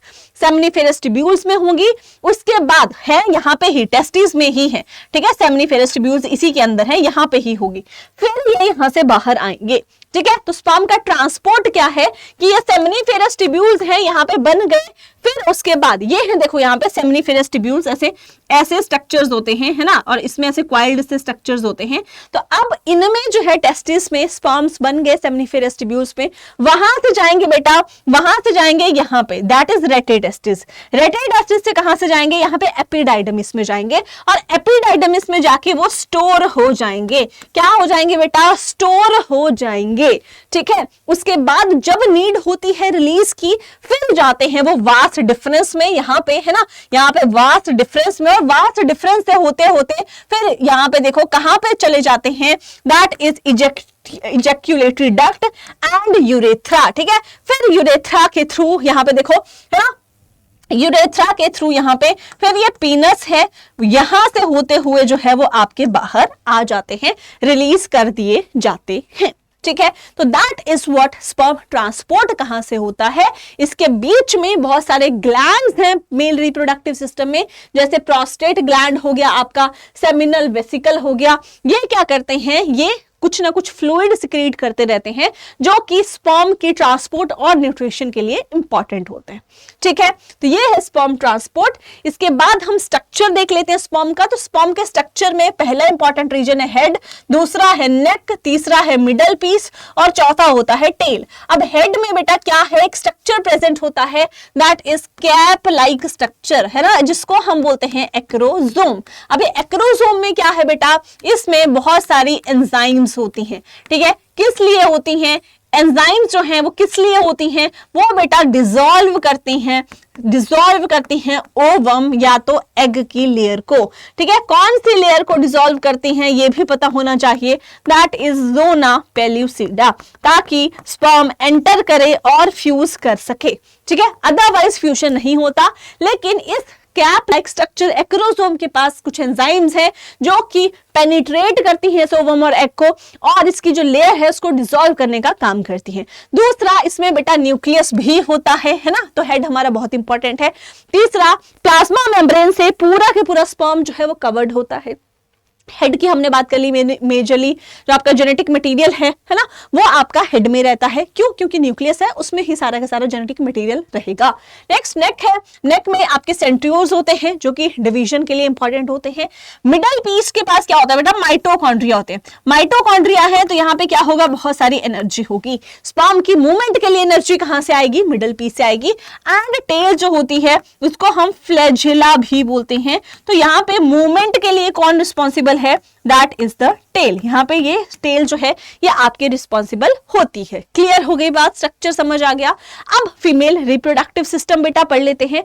फीमेल रिप्रोडक्टिव सिस्टम जो है वहां पे क्या हो रहा है, एग प्रोडक्शन हो रही है, ठीक है। तो यहाँ पे सेम क्या होगा कि ओवरीज जो है वो आपके जर्म सेल्स बनाती है। फीमेल रिप्रोडक्टिव सिस्टम को देख लो तुम यहाँ पे, है ना। तो ये जो है ये ओवरीज है, ओवरी 1 ओवरी 2 ये साथ में प्रेजेंट नहीं होती है, ठीक है। एक लेफ्ट साइड को होती है तो दूसरी जो है वो आपकी राइट साइड को होती है, ठीक है। एक लेफ्ट साइड को होती है तो दूसरी जो है वो तुम्हारी राइट साइड को होती है। दूसरा, अब ये ओवरीज जो है वो आपकी यहाँ पे कनेक्ट होती हैं। ये स्ट्रक्चर है, इतना सा स्ट्रक्चर, इसको हम बोलते हैं बेटा ओविडक्ट, और इसी का दूसरा नाम है दैट इज फेलोपियन ट्यूब, ठीक है। ओविडक्ट को ही हम क्या बोलते हैं, फेलोपियन ट्यूब भी बोलते हैं। ये ओविडक्ट एंड फेलोपियन ट्यूब एक ही बेसिकली नाम है, ठीक है, एक ही ऑर्गन का नाम है। ये भी आपके 3 पार्ट्स में डिवाइडेड है, दैट इज इनफंडिबुलम, देन आपका एम्प्यूला एंड इस्थमस, ठीक है। तो ये आपका रहता है। नाउ यहां से ओवरीज जो है वो आपकी एग रिलीज करती हैं, वो एग यहां से यहां जाता है, ठीक है, और यहां पे वेट करता है। तो साइट ऑफ फर्टिलाइजेशन क्या है बेटा, दैट इज एम्प्यूलरी रीजन। यहां पे आके क्या होती है, फर्टिलाइजेशन होती है, ठीक है। ये तुम्हें पता होना चाहिए कि जो मैच्योर एग है वो भी कहां पे ट्रेवल करता है, फैलोपियन ट्यूब के कौन से रीजन बेटा, एम्प्यूला रीजन तक ट्रेवल करता है, ठीक है। दूसरी बात, ये पोर्शन है दैट इज बेटा यूट्रस। कौन सा है, यूट्रस है। और यहाँ पे फर्दर डेवलपमेंट जो है प्रेगनेंसी के बाद वो यहाँ पे आपकी बेबी की होती है। This is vagina. तो स्पर्म जो आते हैं बेटा वो इस रूट से आते हैं, मेल यहाँ पे डिलीवर करता है, उसके बाद इस रूट से आते हैं, देन यहाँ से होते हुए फिर वो कहाँ तक आएंगे, एम्प्यूला तक आएंगे, और वहां पे फिर फर्टिलाइजेशन होती है। तो एग प्रोडक्शन कहाँ पे होगी, प्रोडक्शन होगी ओवरीज में। तो ओवरीज बनाती है, साथ में हार्मोन जो है वो भी ओवरीज रिलीज करती हैं, जैसे एस्ट्रोजन हो गया, प्रोजेस्टेरोन हो गया। बर्थ के टाइम पे ह्यूमन फीमेल में बहुत सारी एग्स होते हैं, और बर्थ के बाद और एग्स ऐड ऑन नहीं होते, ठीक है। प्यूबर्टी तक जो है कोई मैच्योरेशन नहीं होती एग्स में। प्यूबर्टी के बाद, ठीक है, हर महीने एक एग मैच्योर होता है। प्रोबेबिलिटी है किसी महीने साइमल्टेनियसली दोनों ओवरी से एग मैच्योर हो जाए, एंड दैट इज व्हाई कई बार फर्टिलाइजेशन होती है, 2 स्पर्म्स आके फ्यूज करते हैं एंड ट्विंस भी फॉर्म होते हैं, ठीक है। नेक्स्ट क्या है, एग का ट्रांसपोर्ट होगा। अब यहाँ पे बन चुके हैं, यहाँ से रिलीज होंगे, देन यहाँ पे यहाँ तक जाएंगे जो कि एम्प्यूला है, जहां पे फर्टिलाइजेशन होने वाली है। नेक्स्ट बेटा जो दो oviducts हैं that leads to the uterus which opens into vagina through the cervix। तो ये तो हम देख चुके हैं। नाउ नेक्स्ट है फर्टिलाइजेशन कैसे होगी बेटा, जब भी मेल और फीमेल में सेक्सुअल इंटरकोर्स होता है तो स्पर्म जो है वो डिलीवर कर दिए जाते हैं फीमेल के वजाइना में, ठीक है। अब यहाँ पे वजाइना में अगर डिलीवर कर दिए गए हैं तो वो स्पर्म जो है बेटा वो यहाँ से होते हुए यहाँ से होते हुए यहाँ से होते हुए यहाँ से होते हुए कहाँ जाएंगे, यहाँ जाएंगे, जो कि है एम्प्यूलरी रीजन, ठीक है। अब वो एम्प्यूलरी रीजन में पहुंच चुके हैं। अब यहां से ओवरी से एग निकल के भी एम्प्यूलरी रीजन में पहुंच चुका है। दोनों क्या करेंगे बेटा, दोनों यहां पे जो है क्या करेंगे, फर्टिलाइजेशन करेंगे। क्या करेंगे, फर्टिलाइजेशन करेंगे। तो फर्टिलाइज, यहां पे देखो स्पर्म आया, उसके बाद यहां पे एग आया, दोनों ने खुद को फर्टिलाइज करके क्या बना दिया, जाइगोट बना दिया। क्या बना दिया, जाइगोट बना दिया। और यही जाइगोट जो है फर्दर एम्ब्रियो में डेवलप करेगा, एम्ब्रियो में इसकी जो है वो डेवलपमेंट होगी, एम्ब्रियो ये बनाने वाला है, ठीक है। तो अब उसके बाद जैसे ही एम्ब्रियो बनेगा, बहुत सारी डिविजन्स भी होंगी इसमें, क्लीवेजेस जिनको हम बोलते हैं, फिर आके जो है ब्लास्टोसिस्ट बनाएगा और यहाँ पे यूट्रस में ही इसकी इम्प्लांटेशन हो जाएगी। एंड हम बोलेंगे कि इम्प्लांटेशन हो गई, that leads to pregnancy. Clear होगी बात यहाँ पे बेटा। नाउ यहाँ पे देखिए प्रेगनेंसी एंड डेवलपमेंट, तो यूट्रस जो है ना हमारा वो डेली प्रिपेयर करता है, ठीक है, डेली प्रिपेयर करता है हमारी यूट्रस जो है कि भाई अब जो है वो यहाँ पे फर्टिलाइज्ड एग आएगा, अब इम्प्लांटेशन होगी, है ना। तो अब वो तो हर मंथ प्रिपेयर करेगा कि कभी भी भाई हो सकती है। तो अब होगा क्या यहाँ पे, अगर प्रेगनेंसी हो गई तो वहां पे फॉर्मेशन होती है बेटा एक स्ट्रक्चर की जिसको हम बोलते हैं प्लेसेंटा। और प्लेसेंटा जो है वो आपकी यूट्रस की जो वॉल है सबसे अंदर वाली एंडोमेट्रियम, उसी में एम्बेड रहता है। और वहां पे फिर क्या करेगा, जो भी एम्ब्रियो ग्रो कर रहा है उसको नरिशमेंट प्रोवाइड करने का काम करता है, ठीक है। तो अब जितने भी फंक्शंस हैं, ऑक्सीजन पहुंचानी है, ग्लूकोज पहुंचाना है, वेस्ट लेके जाना है ना, मदर ब्लड में वो पहुंचाना है, तो वो कौन प्रोवाइड करता है, कौन काम कर रहा है, प्लेसेंटा कर रहा है, ठीक है। लेकिन बेटा अगर वहां पे प्रेगनेंसी नहीं हुई, तो प्रेगनेंसी नहीं हुई तो अल्टरनेट क्या होता है, दैट इज मेंस्ट्रुअल साइकिल, ठीक है, that is menstrual cycle in females. तो यहां पे फीमेल्स में मेंस्ट्रुअल साइकिल क्यों देखी जाती है, क्योंकि हर मंथ ओवरी जो है, हर मंथ यूट्रस जो है वो प्रिपेयर कर रहा है खुद को कि आएगा, नहीं आता है तो जो अंदर वाली लेयर है वो शेड हो जाती है in the form of blood and that leads to menstrual cycle, ठीक है। नेक्स्ट है गेस्टेशन एंड बर्थ। गेस्टेशन क्या होता है, गेस्टेशन होता है टाइम पीरियड जो कि बेबी अपनी मदर के वूम्ब में यूट्रस में रहता है, तो 9 मंथ होता है यूजुअली ह्यूमंस में, ठीक है। उसके बाद बर्थ कैसे होता है, रिदमिक कॉन्ट्रैक्शंस होती हैं यूट्रस में एंड बेबी जो है वो पुश आउट हो जाता है बाहर को and that leads to the birth of the baby, ठीक है। ये चीजें हो गई हमारी यहाँ पे कंप्लीट। नाउ लास्ट हमारा टॉपिक है बेटा that is reproductive health. Also first, अगर हम यहाँ पे मेंस्ट्रुअल की बात करें, फर्स्ट मेंस्ट्रुएशन को बेटा हम बोलते हैं दैट इज मिनार्क और लास्ट को हम बोलते हैं दैट इज मेनोपॉज, ठीक है, दैट इज मेनोपॉज, ठीक है। किसकी वजह से आता है, जो एंडोमेट्रियम है, ठीक है, एंडोमेट्रियम है वो शेड होती है एंड एंडोमेट्रियम क्या है, इनर मोस्ट लेयर, ठीक है, इनर मोस्ट लेयर किसकी बेटा, यूट्रस की। क्लियर हो गई बात। नाउ लास्ट टॉपिक है हमारा that is reproductive health. What is reproductive health बेटा, रिप्रोडक्टिवली देखो मेंटल हेल्थ, फिजिकल हेल्थ की सब बात करते हैं, लेकिन रिप्रोडक्टिव हेल्थ क्या है, overall health of a person, मतलब सोशली, मेंटली, रिप्रोडक्टिवली जो है वेलबींग होना चाहिए, फिजिकली, मेंटली, सोशली, हर तरीके से जो है हेल्दी हो इंडिविजुअल, तब हम उसको बोलेंगे that is healthy. Not only की डिसीज नहीं है, बाकी बहुत सारी मेंटली हेल्थ इश्यूज हैं, फिजिकल हेल्थ इश्यूज नहीं है, अगर डिजीज नहीं है, लेकिन मेंटली नहीं हेल्दी है, सोशली नहीं हेल्दी है, रिप्रोडक्टिवली नहीं हेल्दी है, तब हम बोलेंगे कि हेल्दी इंडिविजुअल नहीं है, ठीक है। तो रिप्रोडक्टिव हेल्थ जो है उसमें हम तीनों को लेते हैं, physical, mental and social well being. Next है अगर हम बात करें बेटा सेक्सुअल कॉन्टेक्ट से, तो बहुत सारी सेक्सुअली ट्रांसमिटेड डिजीज जो है वो आपकी वहां पे स्प्रेड होती हैं, जैसे कि गोनोरिया हो गया, साइफिलिस हो गया, जेनिटल वॉर्ट्स हो गया, HIV एड्स जो है वो हो गया। अब इतनी सारी डिजीज जो है वो फैल रही हैं, तो उसके लिए बेटा क्या यहाँ पे हम यूज कर सकते हैं? बहुत सारे मेथड्स हैं जो कि प्रिवेंट कर सकते हैं, एक तो प्रेगनेंसी को, दूसरा इन डिजीज को भी। ठीक है, अब इन डिजीज को कौन से मेथड्स प्रिपेयर कर सकते हैं? दैट इज बेटा मैकेनिकल मेथड्स। ठीक है, जैसे कि कॉन्डम्स। ठीक है, अब कॉन्डम्स अगर, जिसको प्रोटेक्शन भी बोलते हैं ड्यूरिंग सेक्सुअल इंटरकोर्स, अगर कपल जो है प्रोटेक्शन यूज करेगा तो सेक्सुअल जो ट्रांसमिटेड डिजीजेस हैं उनका रिस्क जो है बेटा वो कम हो जाएगा। ठीक है, प्रेगनेंसी की अगर हम बात करें, उसको प्रिवेंट करने के लिए बहुत सारे ऑल्टरनेट मेथड्स भी हैं, जिसमें मैकेनिकल बैरियर्स आते हैं। मैकेनिकल बैरियर्स मतलब जो मेल और फीमेल के गैमेट्स हैं, स्पर्म और एग हैं, उनको क्या करना है? मिलने से रोक देना है। ठीक है, स्पर्म को, अब कॉन्डम्स, जैसे कॉन्डम्स की अगर हम बात करें तो मेल के लिए भी आते हैं, फीमेल के लिए भी आते हैं। तो होगा क्या कि मेल अगर स्पर्म्स है उसको एग तक पहुंचने नहीं देना है, तो वो बैरियर का काम कौन करता है? That are the condoms, mechanical barriers. Second है बेटा हार्मोनल मेथड्स। हार्मोनल मेथड्स में पिल्स, जैसे कि बहुत ही कॉमन है, दैट इज सहेली, है ना। अब इसमें क्या होता है? हार्मोनल बैलेंस जो है वो आपका बिगड़ जाता है। हार्मोनल बैलेंस चेंज हुआ तो यहाँ पे ओव्यूलेशन नहीं होगी। ओव्यूलेशन मतलब release of eggs from ovary. ठीक है, that is release of eggs from ovary. तो अगर ओवरी से एग्स ही रिलीज नहीं हो रहे हैं बेटा, तो फ्यूजन फर्टिलाइजेशन होगा कैसे? लेकिन इसके साइड इफेक्ट्स हो सकते हैं।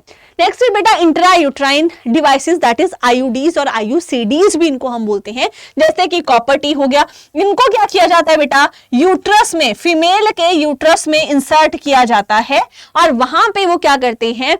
वो आपके स्पर्म की मोटिलिटी को कम कर देते हैं, उसको, यूट्रस को अनसूटेबल बना देते हैं इम्प्लांटेशन के लिए। ठीक है, तो ये सारे चेंजेस जो हैं ये करते हैं इन फीमेल यूट्रस और फीमेल बॉडी। नेक्स्ट है सर्जिकल मेथड। सर्जिकल मेथड्स बेटा परमानेंट कंट्रोल है, परमानेंट सॉल्यूशन है। ठीक है, परमानेंट सॉल्यूशन है, जिसमें क्या किया जाता है? अगर हम बात करें मेल्स में या तो फीमेल्स की फेलोपियन ट्यूब्स में, मेल में वास्ट डिफरेंस जो है वो उस पे कट लगा के टाई कर दिया जाता है, फीमेल्स में फेलोपियन ट्यूब्स में कट लगा के फिर टाई कर दिया जाता है, और जिसकी वजह से मेल एंड फीमेल गैमेट्स पहुंच ही नहीं सकते। ठीक है, अब इसमें क्या होगा? वास्ट डिफरेंस कट गए अगर, लेट सपोज, तो फॉर्मेशन तो होगी, लेकिन जो बेसिकली रिलीज होगी, है ना, सीमन रिलीज होगा, तो उसमें स्पर्म्स होंगे ही नहीं। दूसरा, यहाँ पे फेलोपियन ट्यूब्स का कट है अगर, तो एग्स तो रिलीज हो रहे हैं, है ना, लेकिन जो स्पर्म का रास्ता है वो आपकी फेलोपियन ट्यूब से होता हुआ एम्प्यूला तक जाएगा, तो वो स्पर्म्स वहां तक पहुंच ही नहीं सकते। तो दोनों केसेस में क्या है? यहाँ पे प्रेगनेंसी जो है वो प्रिवेंट हो जाएगी। नाउ नेक्स्ट है अबॉर्शन एंड मिसयूज। अब देखो सर्जरीज जो है बहुत सारी वो टर्मिनेट कर सकती हैं प्रेगनेंसी को, है ना, और उसको मिसयूज भी कर दिया जा रहा था, क्योंकि अगर पता लग जाता था पहले कि हाँ फीमेल चाइल्ड है तो उसको अबॉर्ट कर दिया जाता था। तो बहुत सारी ऐसी केसेस आए जहां पे इसको इलीगली यूज किया जाने लगा। ठीक है, जहां से आपकी फीमेल एक रेशो जो है पॉपुलेशन की वो कम हो गई। ठीक है, तो जिसकी वजह से पॉपुलेशन जो है उस पर अफेक्ट पड़ा। ऑफ कोर्स मेल जो है वो आपके ज्यादा रहे, फीमेल की पॉपुलेशन जो थी वो आपकी कम होने लगी। तो अबॉर्शन का मिसयूज बेटा बहुत ज्यादा किया जाने लगा था। नाउ नेक्स्ट है पॉपुलेशन कंसर्न्स। पॉपुलेशन ग्रोथ जो है वो आपकी लिविंग स्टैंडर्ड्स को कम कर सकती है। ठीक है, तो यहां पे अगर हम बात करेंगे, अगर ज्यादा पॉपुलेशन ग्रोथ होगी तो आपकी लिविंग कंडीशंस जो है वो पुअर हो जाएंगी, क्योंकि आपको यू कैन से एडिक्वेट यहाँ पे रिसोर्सेज जो है वो नहीं मिलेंगे। So that is also one concern that is basically needs to be you can say looked for, है ना। तो ये सारी चीजें आपकी यहाँ पे रहती हैं। चलिए, तो ये था हमारा वन शॉट पूरा के पूरा इस चैप्टर का, that is how do organisms reproduce. I hope आपको एनसीईआरटी की हमने हर एक लाइन यहाँ पे कवर की है और हर एक लाइन को सिंप्लीफाई करके मैंने बताया है। ये हमारा टेलीग्राम चैनल है, अगर आपको इसकी पीडीएफ चाहिए पूरे वन शॉट की तो यहाँ पे मिल जाएगी, आप ज्वाइन कर सकते हैं। एंड हमारे साथ बने रहें, क्योंकि बहुत जल्दी हम आपके लिए बहुत सारे लाइव सेशंस भी लेके आने वाले हैं, एंड साथ में वन शॉट की तो आपको सीरीज मिलती ही रहेगी। सो दैट इज ऑल, मिलते हैं नेक्स्ट सेशन में। Bye bye and take care everybody.